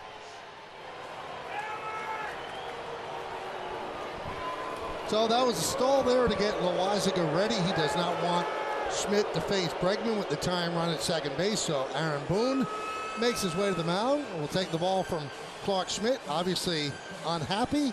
He departs. Yankees lead 3-2, but the Astros have the time run at second. Stay right here.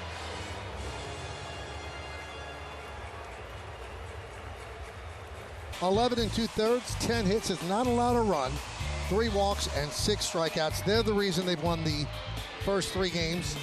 Starters have done a good job. Bullpen's been great, and the clutch hitting after the 6th inning has been off the chart. Join the hybrid revolution at hexclad.com. 2 scoreless innings in the opener. Jonathan Loaisiga, so he's back out there. Faces Alex Bregman with a runner on second and 1 out. The other thing that he did well in that opener, he only threw 25 pitches, so he did not really have a taxing inning, which allows him to come back fairly quickly and try to get some multiple innings out of him today.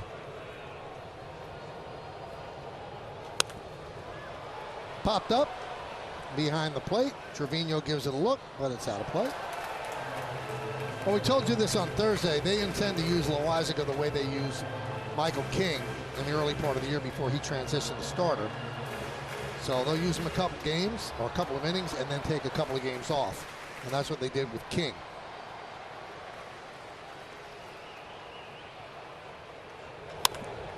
Hit sharply, beautiful stab on the backhand by Rizzo. He steps on first. Moving to third is Tucker. That's an outstanding play. 4 Gold Gloves. You're going to see why right now. I mean, this is not an easy play. Gets that short hop, which helps. Knows how much time he has to get to the bag. And I was surprised Bregman was able to hit that ball that hard. I mean, that is a nasty pitch born in on his hands, and he just laced it to the other way. Short hop eaten up by Rizzo. You know, there's something about hitters that have short arms, right? Yeah, they get to the ball quick. Yeah. You may not have as much leverage and power, but you get to the ball a little quicker. Here's Diaz. And there's a strike. Time runs at third base with 2 outs. Here in the bottom of the 6th inning. I'd be careful here because Jonathan Singleton really hasn't done much today. This guy has a track history of really hitting right-handers. You do have an open base. I know it's first, and it will make first and third. But and there's a base hit to center field that will tie the score. Diaz's second hit of the game, and it's a 3-3 game. Yeah, before you even got that out, Joe, I mean, again, Diaz has been swinging the bat well this whole series. And, you know, when a pitcher like Loaisiga has this good a stuff, I know mentally they think they can get out anybody. But, you know, this ball's up in the strike zone just enough where he finds a hole up the middle. yeah, and he just didn't get it in there, and you can't make a mistake out over the plate. Singleton laces one the other way. Verdugo cuts the ball off before the wall. Beautiful play by Verdugo. Holds Diaz to second. It's a single for Singleton. Eustace put some good at-bats together off Loaisiga, and all of a sudden you see when he hits hit, you know, the ball's up in the zone, there's no sink on it. And when he has his great sinker working, much tougher to hit.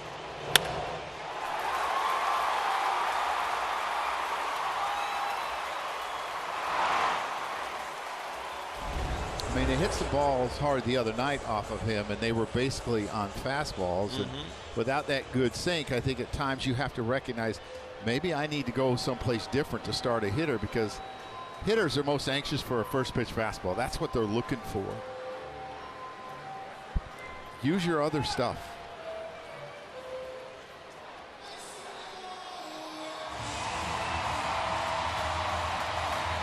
So a quick trip to the mound to settle down Loaisiga. Game is tied at 3. Runners on first and second, 2 outs, and Chas McCormick at the plate against Loaisiga.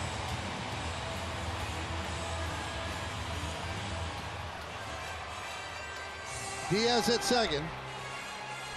Singleton is at first.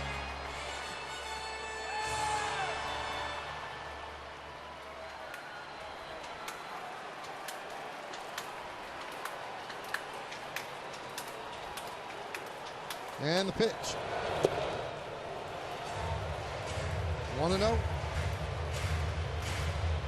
one of those pitch comms up here. Because he listened to you and went to off speed first pitch. You cheating up here or something? Just to give him something else to think about.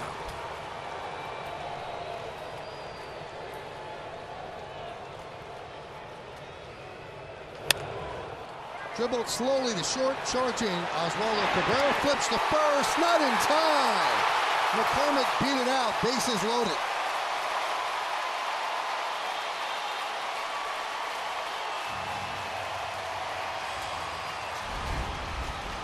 The ball got way in on his hands and it was hit so slow.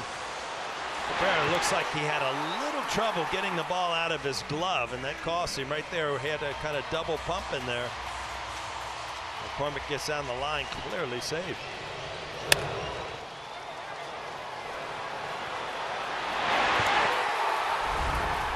And here's the dangerous Jeremy Pena. Bases loaded, 2 outs. Swing and a miss.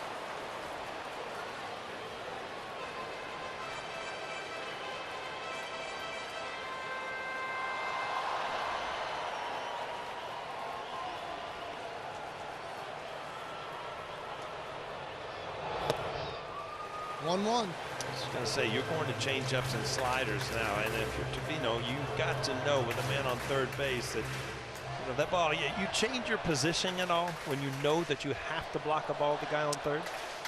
Well, I used to always be prepared to block whether he was on first, second, or third. But today it's different. They block from one knee, so they don't change their position a lot. Ground ball softly to Rizzo. Flips high, and they get him at first as Loaisiga touches the bag just ahead of Pena. But the Astros tie the score, 2 runs, 5 hits, and the bases are left loaded. This is how close it was. Rizzo led Loaisiga. Loaisiga steps on the bag just ahead of Pena. Will go to the 7th, all knotted at 3. Final game of this 4-game set. It's time for the answer to Name That Yankee. Paul, do you want to get this a go? A go, it's obvious. Aaron Boone started it. And then, the big home run with the Yankees in 2003, that's what gave it away. Let's see if you're right. Oh, you are right. And that's right after he hit the home run on the left. And now sitting in the Yankee dugout, managing a 3-3 game. Trevino takes a strike as we start the 7th inning.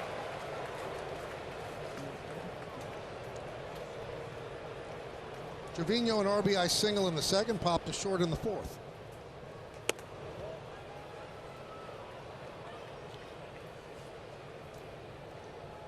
Taylor Scott on a relief of J.P. France got the final out of the 6th inning.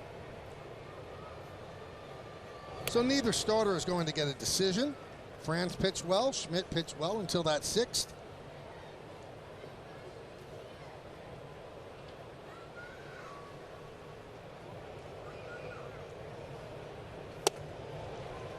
Talk about a short. He just takes the ball right out of his glove. Not much arm, motion where it makes it a little tough for a hitter. Well, he's got that 3/4, right? That's kind of tougher angle on right-handers. Gives his slider a lot of break, sweep. Scott's 31 years old. He's from Johannesburg, South Africa. Moved to Arizona when he was 16. Yeah, that's a low arm angle, but that's what gives it the sweep. And Trevino was punched out. He thought it was ball 4. But John Lipka said strike 3. New York Yankee Foundation's opening day 50-50 raffle is open now. The Friday, April 5th home opener has a guaranteed starting jackpot of $50,000. One lucky fan will take home half the pot, and the other half benefits the Yankees Foundation. Buy your tickets now, Yankees.com/50-50. Here's Oswaldo Cabrera. Foul back.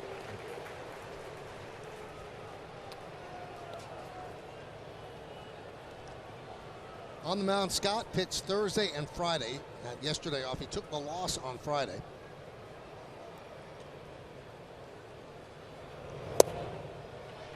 And he's just the 2nd player born in South Africa to reach the major leagues. The other one was Gift Ngope, who played for the 2017 Pirates, 2018 Blue Jays. And Scott's just trying to make those numbers better what the bullpen's done in the first 3 games.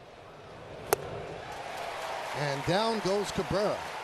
So Scott's faced 3. He struck out 3 so far. A couple back-to-back changeups there that had some run to them and some sink to them. Really good location on it. That strike, strike, strike, and then it's a ball, right? That late movement takes it out of the zone, which is so hard for hitters. There's Gleyber Torres. Now, one thing the Yankees have avoided in the first 3 games is facing Josh Hader in a save situation. He's pitched twice. He's pitched very, very well. So they want to avoid having to face him with the game on the line. He's that good. 1-1. You know why this game's so frustrating, right? Gleyber Torres had a fantastic spring. It was locked in. And you look, and he's got 1 hit, right? It just, this game doesn't make sense. No, it changes quick, and no doubt, and I guarantee getting hit in the hand kind of messed him up a little bit coming out of the game.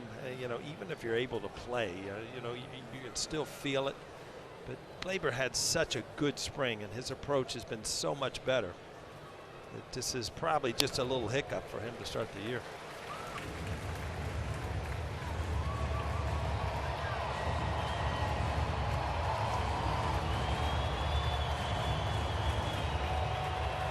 Soto waits on deck.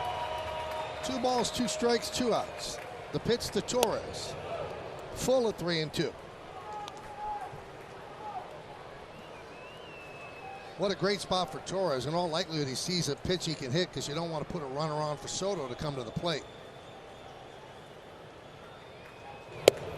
Ball 4.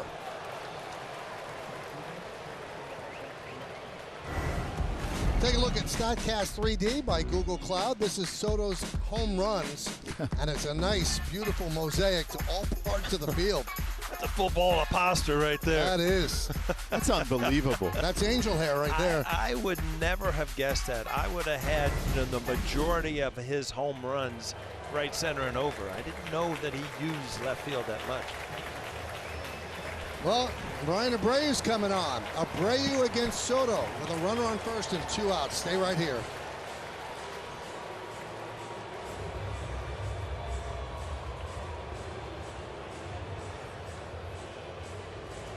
Some bonus bets if your $5 bet wins. And by Buick, visit your local Tri-State Buick dealers. Brian Abreu comes on to face Juan Soto. Soto 2 for 3 today. There's a strike. Abreu was suspended the first 2 games of the year for throwing at Adolis Garcia during the ALCS. He appealed. He didn't have to serve the suspension during the ALCS. He served the first 2 games of the season. Yesterday he came in, got slapped around. 1-1. Gave up 6 home runs last year in 72 innings. He's already given up 2. Gave up the tying 2-run home run to Cabrera, and then the solo shot to Soto in the 7th, which was a winning shot.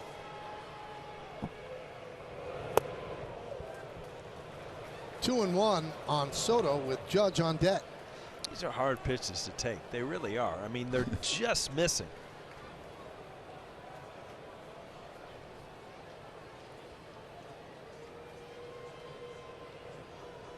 Two-1. High fly ball, left field. McCormick comes in. McCormick makes the play, and that'll do it. No runs, no hits, no errors, and 1 man left on base. At the end of 6.5 innings of play, it's time for the 7th inning stretch here in Houston, but we'll stay right where we are as we honor America in the state of Texas. On this beautiful Easter Sunday afternoon, and join us as we pause not only to honor our great nation, but to salute those who defend our freedom around the world each and every day. We're very happy to welcome back the Heels. Please join them in the singing of God Bless America. God bless America, land that I love. Stand beside her and guide her through the night with the light from above, from the mountains to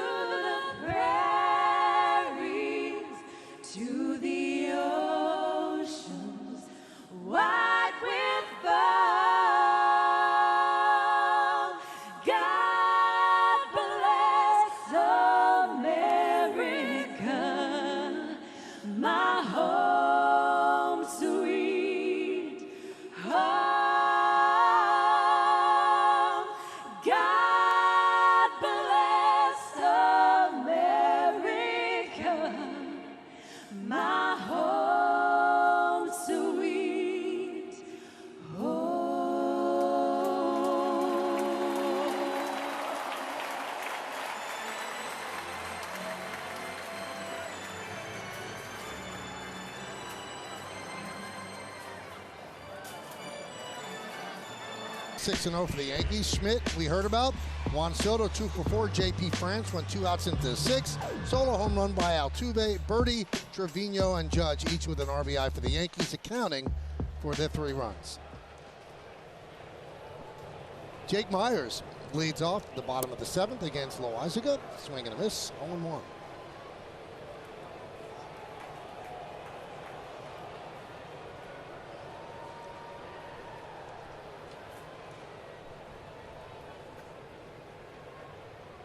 Yankees looking for a 4-game sweep. The Astros looking to get the Yankees out of here by salvaging the final game of this 4-game set. Yankees have actually won 6 straight against the Astros dating back to last year.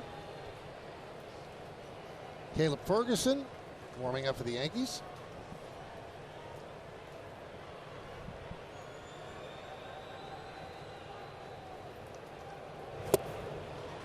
And down goes Myers. One away, and that'll bring up Altuve. We take a look at the exit velocity of his home run presented by Spectrum. Just under 100 miles per hour off the bat. It traveled 341 feet. A home run in this ballpark and at Fenway Park. Well, the Yankees can't certainly complain about, home runs to left field. Their ballpark yields home runs to right field that might not be home runs in other parks. That's the beauty of baseball. Different configurations and different ballparks. Waved at that one. Joe, why does anybody throw Altuve a fastball on the first pitch?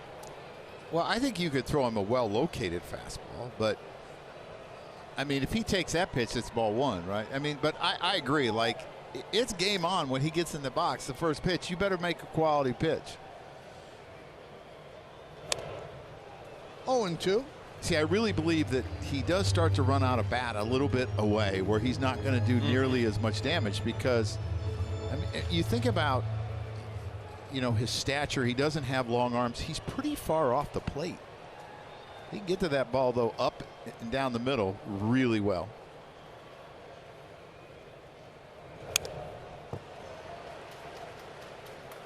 I like that saying, run out of bat.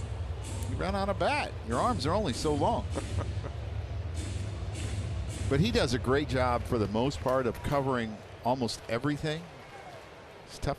I think you have to really make him aware of inside, so it gives you a little bit more away. Yeah, because as far away as he is to the plate, he's going to dive. He has to. If you get him inside, then you can't dive as much to cover that ball. Tried to dot the outside corner at 98 miles an hour, just missed.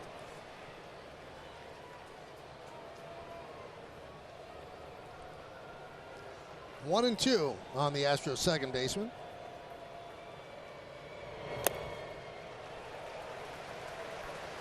I think you're seeing Loizaga and Trevino trying to make an adjustment. They've hit him kind of hard today on his fastballs, and we've seen a lot more changeups and sliders.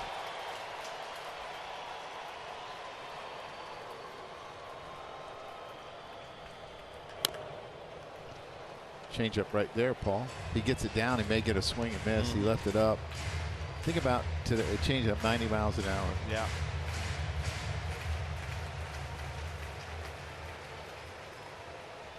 Those were the heaters we used to like to hit. 2-2. He's worked the count full. The other thing that makes it so difficult is he doesn't strike out a lot. Right. I mean, you look at the first 4 guys in this lineup, they don't strike out a lot. He's a bad ball hitter, too. He can hit balls out of the strike zone, up and down and in. Ball's off his feet.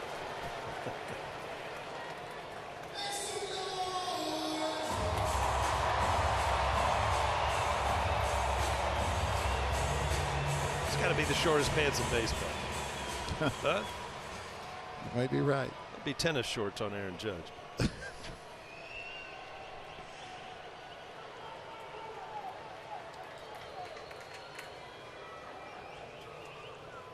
And the payoff. Quite a battle. Altuve wins it with a walk. He's on base for the 3rd time. Take a look at the bullpen budget. So Holmes and Hamilton pitched yesterday. But the bullpen's been used a lot, and that's going to be the case no days off. With a retractable roof, there's no days off, and they have 3 more games coming up in Arizona with 3 days off as well, without a day off until Thursday. So that's going to do it for Loaiza. They'll bring on Ferguson to face the lefty swinging Alvarez when we get back.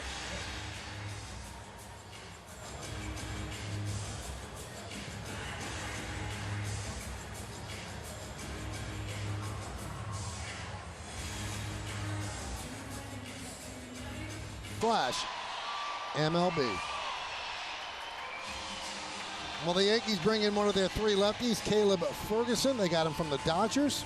Started 7 games, 68 games overall, 3.43 ERA, 70 strikeouts, and 60 1/3 innings pitched. And a big matchup, the lefty Ferguson against the lefty Alvarez. 3-3 game, bottom of the 7th inning.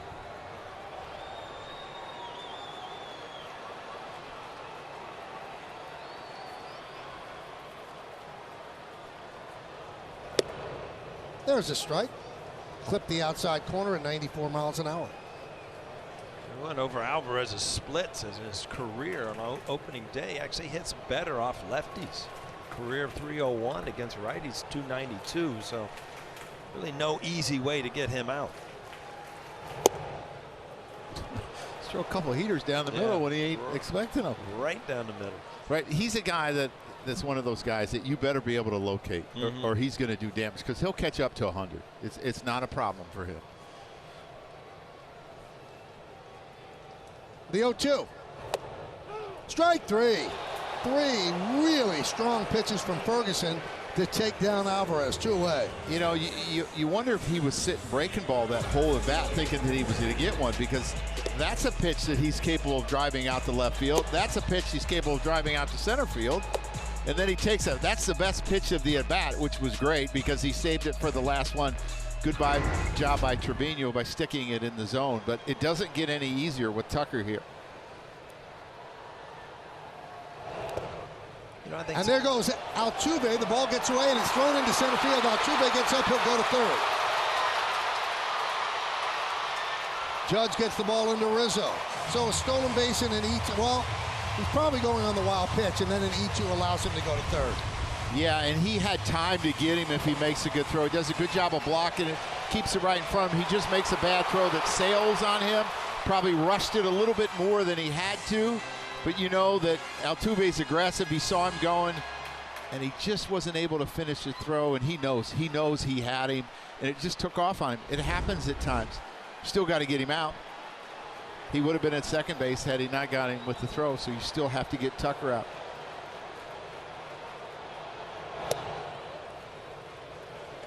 Two and 0. Now, one of the reasons they bat Alvarez and Tucker back-to-back, they're not concerned about bringing in a lefty to counteract them. They both hit lefties well. 2-0. Bregman on deck.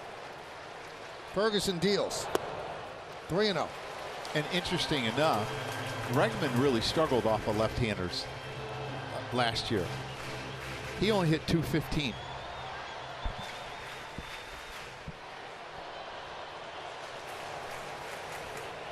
See if they green light Tucker. We'll never know. Way outside. So Tucker walks first and third, 2 men out, bottom of the 7th. And the cleanup hitter, Alex Bregman, coming to the plate.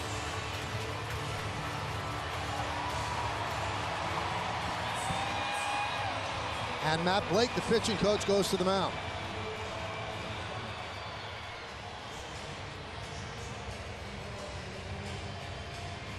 This Sky Pride telecast presented by authority of the New York Yankees. It may not be reproduced or retransmitted in any form, and the accounts and descriptions of this game may not be disseminated without the express written consent of the New York Yankees.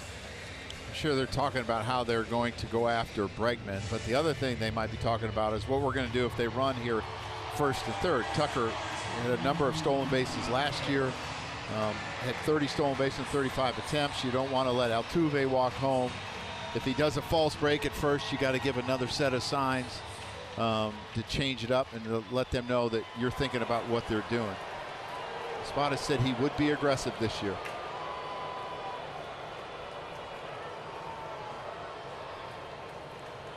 The lefty deals. Ground ball to Torres. Throw to first. And Ferguson gets out of trouble. No runs, no hits, no errors. 2 men left. Settle in. We go to the 8th tie. As he gets out of trouble.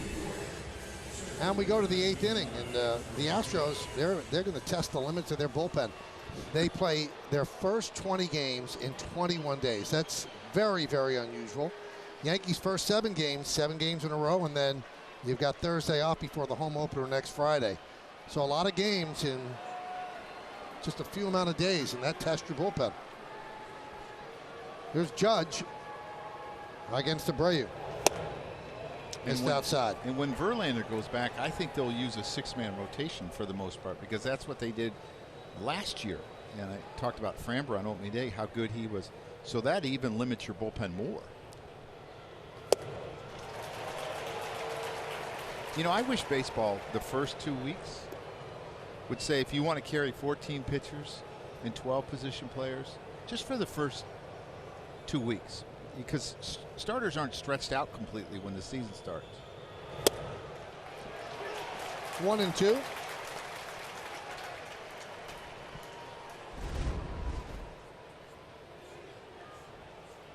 I look like it missed.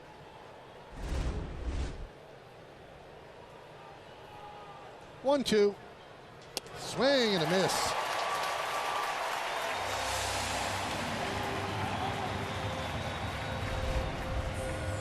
There's a good sliders here. This one even farther away. After he had called the one a strike off the plate, then he went a little bit farther. Got a swing and a miss from Aaron Judge. There's Anthony Rizzo. Stanton's on deck. We're in the 8th inning, 3-3. Astros have left 7 men on base. Yankees 5. Astros have 10 hits. The Yankees 6.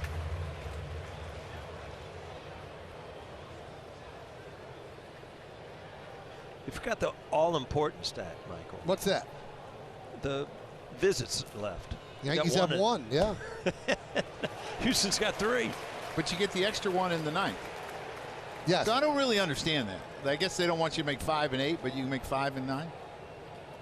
And now they took 1 away this year to speed things up. No, but that's my point. Yeah. You only have 4 through the first 8 innings, but they give you 1 extra in the 9th.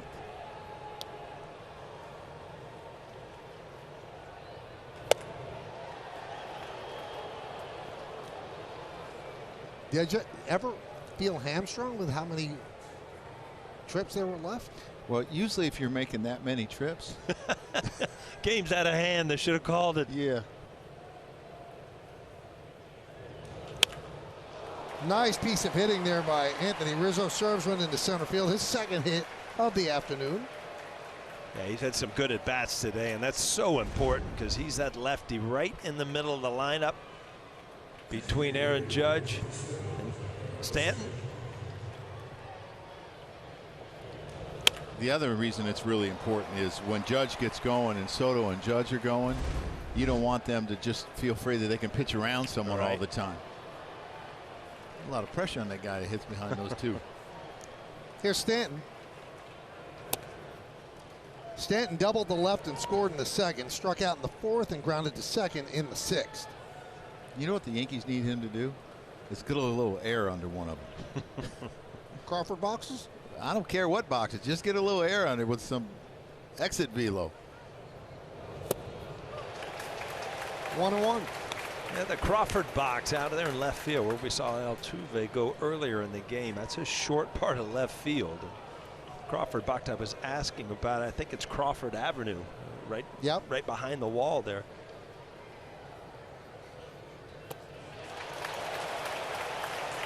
I mean, when he's swinging right, I mean, that train's in danger. So, you know, he doesn't have the aim. Windows. Yeah. I'll tell you what, that's a tough pitch to hit. Abreu has really thrown a lot of sliders to Aaron Judge and now Stanton.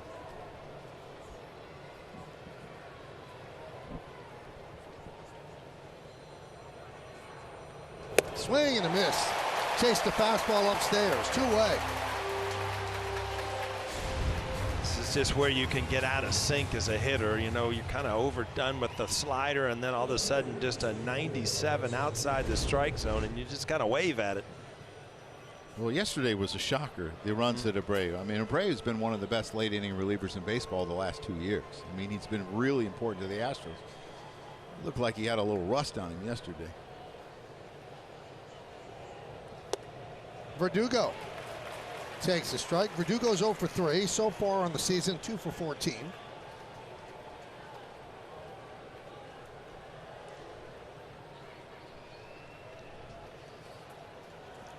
Rizzo leads off first, held there by Singleton. That one is served into left field. That's going to find grass and dunk in for a base hit. Rizzo will stop at second. And who's coming to the plate, Joe? The spot starter. This is always happens. You know, when you're not used to play, you're not expecting to play, you end up getting the biggest bats in the game. Well, Birdie in his first Yankee appearance is 1 for 3, struck out twice, and then blooped an RBI single to right field in the 4th. Had a runner in scoring position in the 2nd, had an RBI in the 4th. 3rd at bat with runners in scoring position. Nice way to ease into the season. That's what the Yankees have on the bench. Volpe was scratched with a stomach ailment, but obviously available in a pinch. Jahmai Jones, and then from the left side, Trent Grisham and Austin Wells.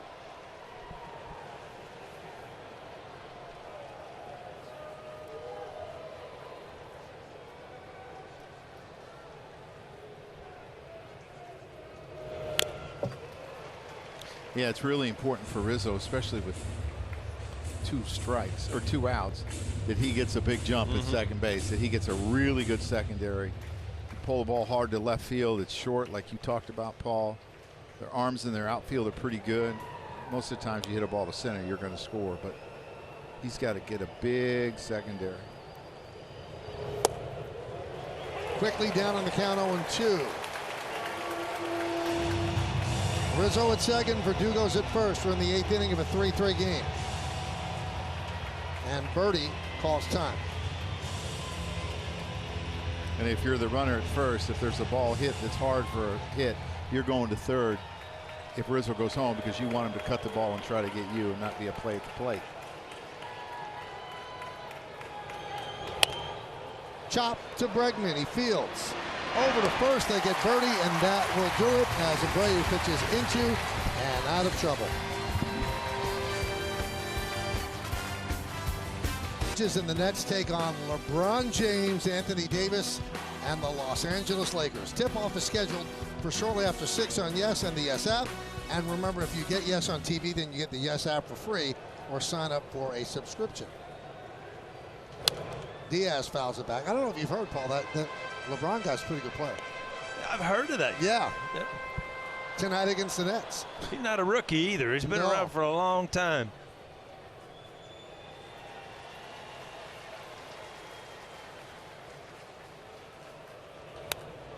Oh, 2. Diaz's single in the 6th inning against Loaiza tied the game at 3, and that's where we are right now. Bottom of the 8th inning. I thought you were saying he was not married there at first. I thought.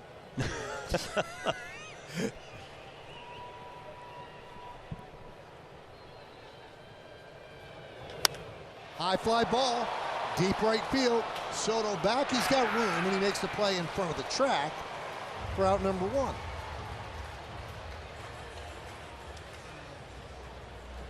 Might have been a little trouble in Yankee Stadium. Yeah, you got to hit him on what ballpark you're playing. Yeah, know where you're at. Well, the Yankees have that to look forward to in the 9th. Josh Hader. And now with the lefty Singleton coming up, they're going to go to the bullpen. Oh, but they were sending up Abreu, the righty. So now Boone will counter with a right-handed pitcher. So stay tuned, but knotted at 3.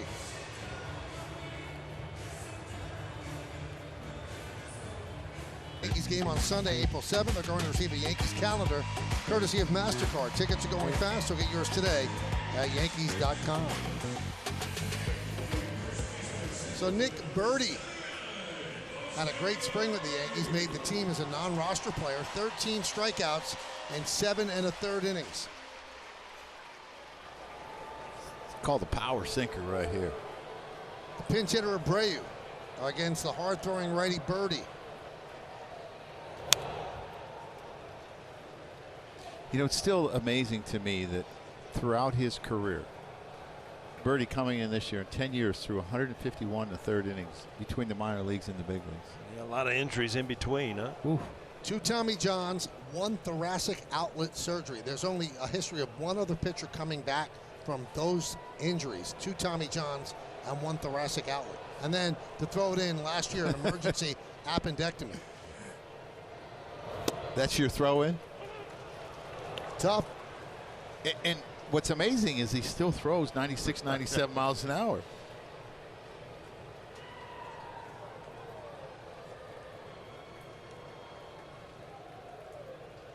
The 0-2.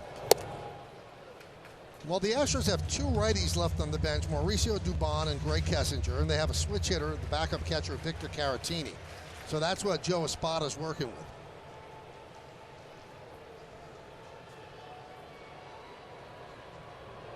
Swing and a miss. 97-mile-an-hour four-seam fastball. Yeah, it was a great matchup for the Yankees. Abreu, a little late in his career, has trouble with velocity, and Birdie has no trouble throwing high velocity.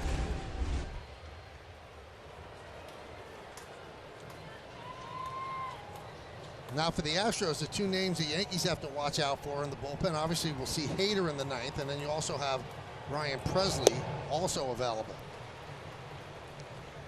So they are using their best. They've already used Abreu, and you've got Hader for the 9th, and if there's extra innings, you've got Presley.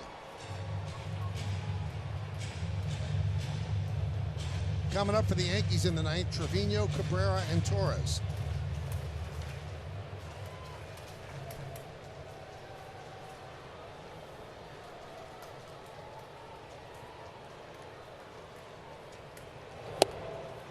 Oh, and 2. Just a really good combination of a slider down, Paul, and then a fastball up. And now you almost feel like he can do whatever he wants. He just needs to make a pitch to end this inning, and the Yanks get up in the top of the 9th off a Hader.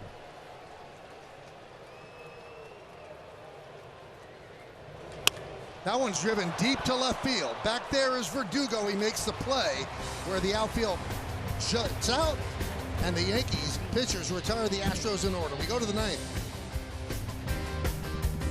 Presented by Arby's. Well, tie game at home. You're bringing in your closer in the 9th inning. That's what they do with Josh Hader. Of course, that will not be a save situation, so they want to keep it right here. Abreu takes over at first base. Trevino against Hader. Swing and a miss. Maybe he doesn't have it today. That was only 94.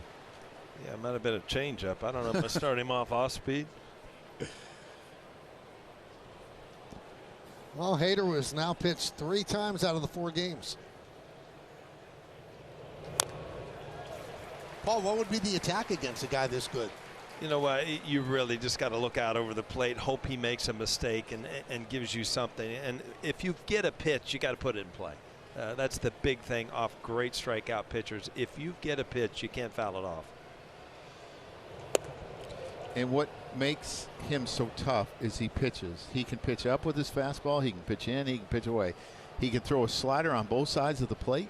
You know, a lot of times the lefty will throw more down and in. He'll backdoor it as well. He really pitches.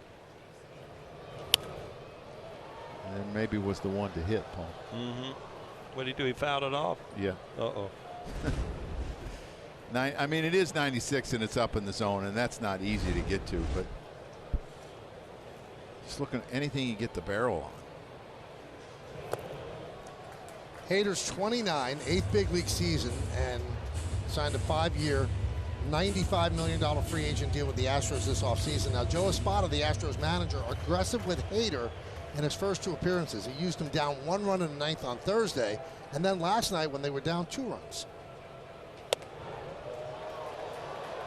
So Trevino has worked the count 3-2, and if Trevino gets on, the Yankees have some people they could send out there to pinch run. You've got Jones, you've got Volpe, you've got Grisham.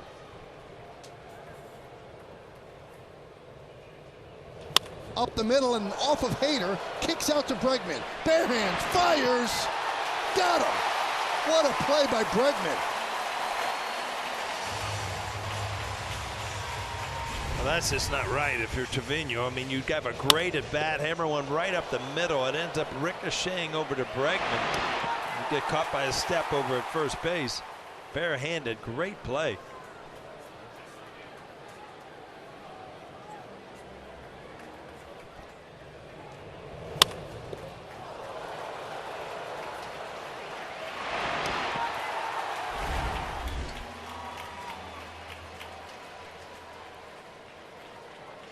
Well, they checked on Hader, see if he's okay. And he is. You score that 1-5-3, and that'll bring up Oswaldo Cabrera, who's been the hero of the last 3 games. Big hits after the 6th inning, and now 9th inning, 3-3 game against one of the best closers in the game. And he's batting left-handed against Hader. Yeah, I noticed that yesterday, and he actually had some good swings. You know, getting a base hit off a Hader lefties, something, but he, you know, his swings don't look like he's uncomfortable lefty on lefty.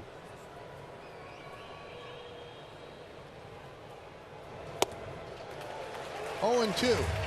You know, you look at the Yankees bullpen, it makes you wonder, as Clay Holmes is down today, because usually in this situation, but it would be 3 out of 4, he'd be tossing easy in case they scored. Right. And there's no action in the bullpen.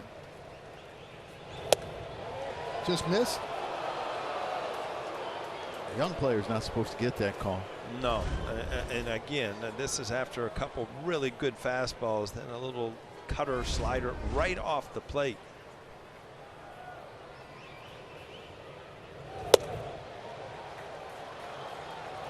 The counts have been a little bit longer today. I mean, he had 5 strikeouts of the 6 outs he recorded in the other 2 days. It is back-to-back. It is 3 out of 4 for him. Something that he's used to doing. Saw him do it in Milwaukee a lot. Strike 3. Delayed call by Lipka as he punches out Cabrera. I mean, this is a really good pitch. Has a lot of the plate. It just look, Joe. You can say it just got received wrong. Well, he's trying to go in, and he ends up throwing it out. He's trying to throw him a sinker there, and he ends up throwing it outside, and that's a long way for the catcher. So I actually think he did a pretty good job, because a lot of times if you turn your hand over and get on the outside of the ball, they'll call it a ball. Torres takes inside. On deck is Soto.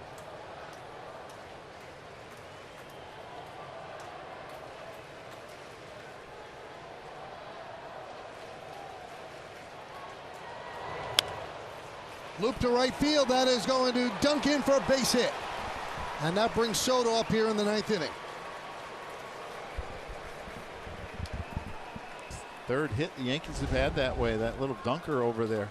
Yeah, most of them been off the end of the bat. This is off the label. And Hader throws hard, and he got in on Gleyber, but put it in play, you never know. I don't know if you're managing here, Joe, and you think, you know what, if we do get through this inning and possibly go to extra innings, this might be a good matchup just to have Soto up there against Hader with 2 outs. I feel pretty good about Soto against anybody. Yeah. Soto with 2 singles today. He takes a first pitch strike. Abreu holds on. Torres at first. 1-1. Soto's faced him 4 times. He has 2 hits and 2 ribbies. Teammates last year. Yeah. Runner goes. Big jump. The throw not nearly in time. Well, that's that first move off a left-hander, and Gleyber did it well. No chance throwing him out here. He is in motion before the hitter even started his delivery. Well, that just tells you where Hader's focus is. It's on the hitter. 2-1. 2-2. Saw a good pitch to hit there, a slider, but it kind of backed up into the strike zone. Yeah, that front hip slider is really, really hard to adjust to as a hitter, because you think it's going to maybe hit you. 2 balls, 2 strikes, 2 outs. Runner at second. Pitch. Foul ball. It was a pitch that we always tried to throw at Albert Pujols. Curveball inside. Because like when it was at him, he always gave up on it. I'll never forget it. I'm like, well, you know, if it gets out over the middle of the plate, what's going to happen to it? Go-ahead run at second base. Yankees looking for a 4-game sweep. It's 3-3, top of the 9th inning. Hader on the mound against Soto. The pitch. It's 3-2.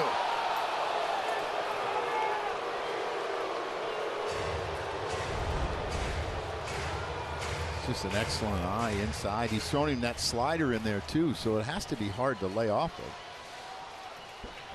On deck, Aaron Judge. Big crowd here at Minute Maid Park standing. The big offseason acquisitions for both teams. Soto in a trade for the Yankees. Hader, a free agent signing by the Astros. Gleyber Torres at second base with 2 outs. He goes for third. The 3-2. That one's lofted into left field. It's a base hit. That'll score Torres. Soto does it again. An RBI single. And the Yankees lead 4-3. So you're looking at one of the best left-handed pitchers in baseball. Unbelievable. If you look at the sequence here, at the pitches he saw, the pitches he took, right there, he got ahead with a fastball, but then everything right around the plate. Soto not going after anything. Pitch right there, but then again, a pitch to hit there, just in off the plate. Ball away, level swing. I'm running out. We're in the 4th game, and I'm running out of adjectives for this guy. I mean, he just does everything right. 3 more hits today. He has been as advertised. He's just a special hitter. And he's done special things so far in this series.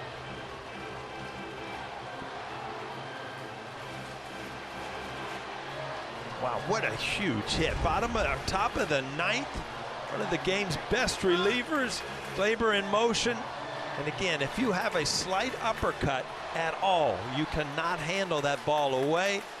Great emotion. I think he likes this place, Michael. I think he likes his uniform. Yeah, they didn't like him much here in 2019. He's not adding to that at all. And I think you have to give Gleyber some credit. The base hit he got, and stealing second base, the importance of stealing second base. It just changed what Juan had to do. He knew he only needed a single to put the Yankees ahead. 1-1.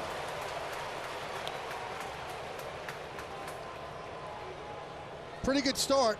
529, a home run, 4 ribbies, OPS of 1.365. That's on base percentage plus slugging.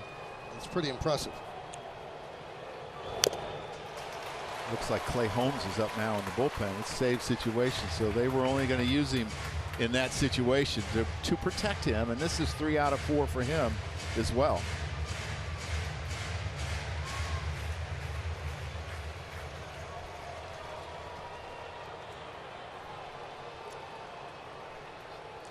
The 1-2. Judge goes down on strikes. But the Yankees take the lead because of that man. Juan Soto drives in Gleyber Torres. Yankees trying for a 4-game sweep. You just saw off the one of the game's top relievers. Juan Soto just continues a wonderful start to the season. Yankee fans hope that that's not only the drive of the game, but the game winner. Clay Holmes can hold him down right here. Just unrelenting confidence in himself. That's one of the best relievers, as Paul said, in baseball. Hung in there, took the pitch the other way, doesn't try to do too much. A lot of his game is left-handed hitter going to left field.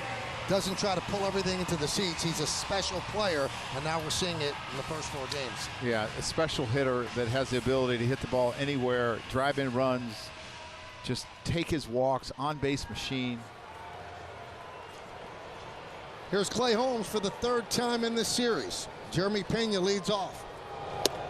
And there's a strike. You know, Joe Espada still has Mauricio Dubon on the bench, who singled off of Clay Holmes on Thursday. Be interesting to see if he hits for Myers tonight. Well, when you see the schedule come out and you're the Yankees and you see you're starting the season with 4 games in Houston, not that you give anything away, you probably think, wow, if we could split, that's a nice way to start the season. The Astros have bedeviled the Yankees over the last 5, 6, 7 years, particularly in the postseason. But the Yankees have won the first 3 games of this series, have a chance to sweep and send a little bit of a message early. It's still early, but it sure is better to start off 4-0 than it is any other thing. It also gets the Yankees in the frame of mind that last year was last year. We're going to close the book on it and go forward.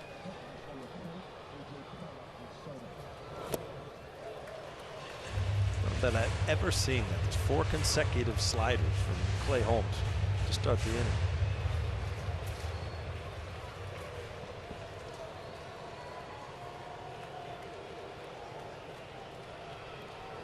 The 2-2. And the Astros will have a base hit by Pena to right field. That's his 3rd hit of the game. And the Astros have the tying run on. Well, first fastball of the count, and he put a good swing on it. Really not a bad pitch. Down and away. You can see the Astros don't want to go easily.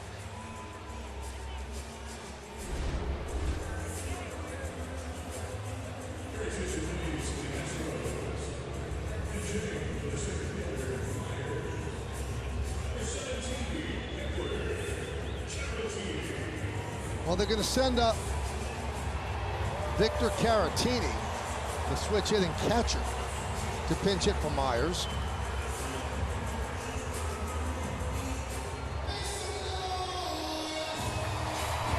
And I'm sure they'll give Pena a chance to steal second base. Oh, I would think so, Michael. You know, and as I said, though, he was caught stealing a number of times last year, so he has to make sure he gets a good jump. And with the hitters coming up after Victor Caratini, you want to make sure they get a chance to hit.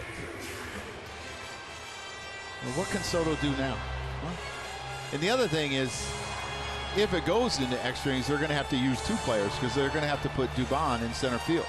Yep. And then they'll lose their backup catcher. That was why I was thinking they might hit Dubon again, since he had a single off of him to the right side on Thursday. Holmes deals. Missed outside. The one thing that Holmes does have him in his back pocket, if he gets a good sinker and keeps the ball on the ground and Pena does not steal, you've got an opportunity for a double play. And you got a catcher hitting. That tells you something. There's a base hit to right field. Pena had to jump to get out of the way, so he advances to second. And now the Astros have the tying run on and the winning run on.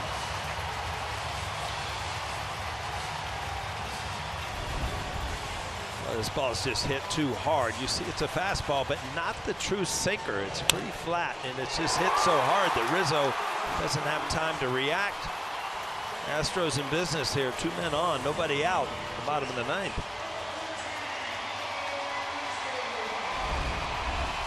Mauricio Dubon, he pinch runs for Caratini. So that gives the Astros a chance to win the game on an extra base hit. Which I would ask you, if it wasn't Altuve at the plate, would you think about bunting these guys over?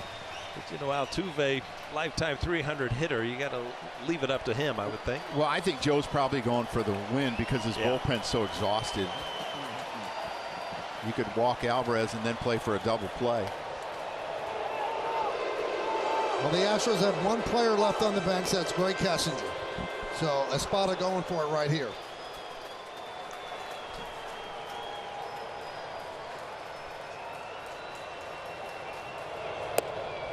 1-0. Now, I think Clay Holmes has to be careful that he doesn't try to get too quick to home. He's worried about Pena stealing third. He's got to make quality pitches. That's the most important thing to do in this position.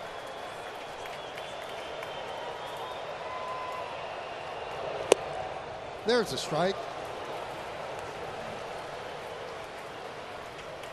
The arms in the outfield. The red light means don't run on Verdugo and Judge, and Soto has shown that he can throw people out. He did in the opener. He has a yellow light.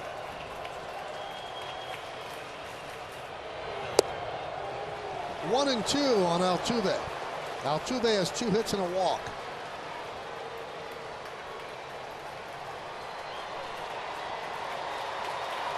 Alvarez on deck. Nail biting time for Yankee fans.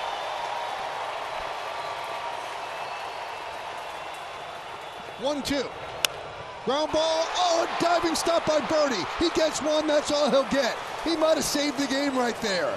Birdie with a beautiful play gets the force at third. Well, you can't emphasize this enough, Michael. This ball gets down the line. This game's probably over, but what a play. You talk about Birdie and his defensive skills. That ball was hit hard. Great play. Get the sure out. Don't waste a throw.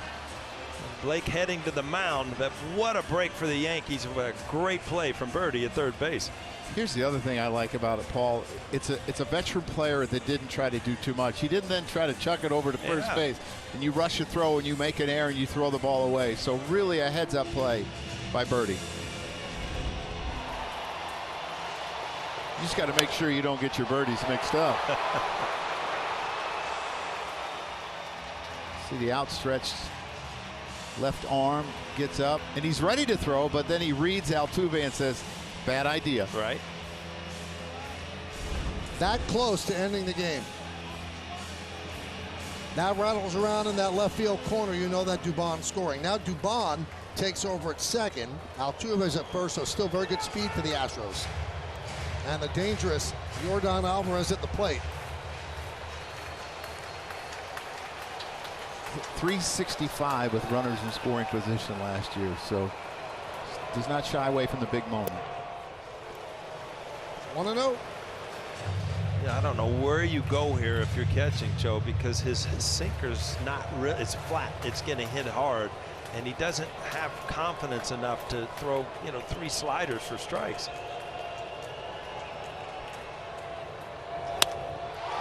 Skied the other way. That is going to be a foul ball. Just foul.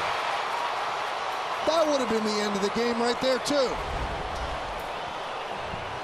Well, you said game of inches earlier in the game, Joe, and that comes into play right there. I mean, every once in a while, to beat really good teams, you need a break here or there. And right there, you've had 2 in a row with a great play from Birdie and a ball just fouled on the left field line. Probably just enough run on that sinker to get off the barrel of the bat. 1-1 with 1 out. First and second. Bottom of the 9th. Inside 2-1.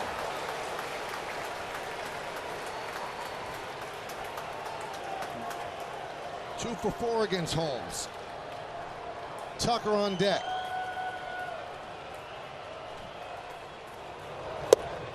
Three and 1.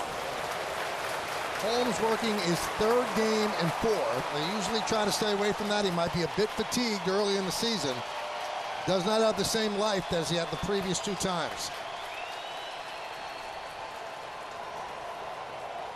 And the 3-1. High fly ball, deep center. Going back Judge. On the track, he'll make the play. Tagging is Dubon, and he'll go to 3rd as Altuve goes back to 1st. 1 out away, 90 feet away from tying it. 1 out away, the Yankees from winning it. And no chance for Aaron Judge here. So, the smart play, you've got to keep Altuve at first base. He's your winning run. This ball, again, up in the strike zone, kind of flat, Joe. Not a lot of sink.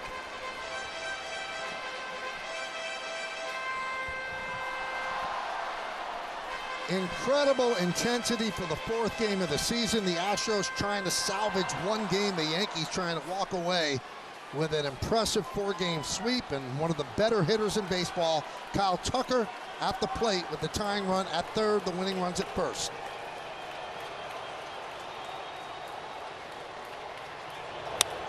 Lined into left field. Here comes Verdugo. Dives, and he makes the play. And the Yankees win. And they sweep a season-opening 4-game set against their arch-rival Houston Astros.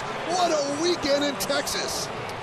I'll tell you what, if this is any indication on what this season is going to be, sit back, relax, and enjoy it. These have been fun games. Good defense. Juan Soto show. I've been impressed with these 4 games from the Yankees. And I don't think you can talk enough about what the relievers did in this series. They just did a fantastic job not giving up a run the whole time, where you look at Houston's bullpen, they were not good, and that's the difference. And now Houston has lost their last 9 games at home. These 4, the 4 in Texas, the playoffs, and the last one against Minnesota, that's something that's unheard of. And they were under 500 at home last year. And with this 4-game sweep, the Yankees now take 7 straight from the Astros dating back to last year, and the game ended with that nice sliding play by Verdugo.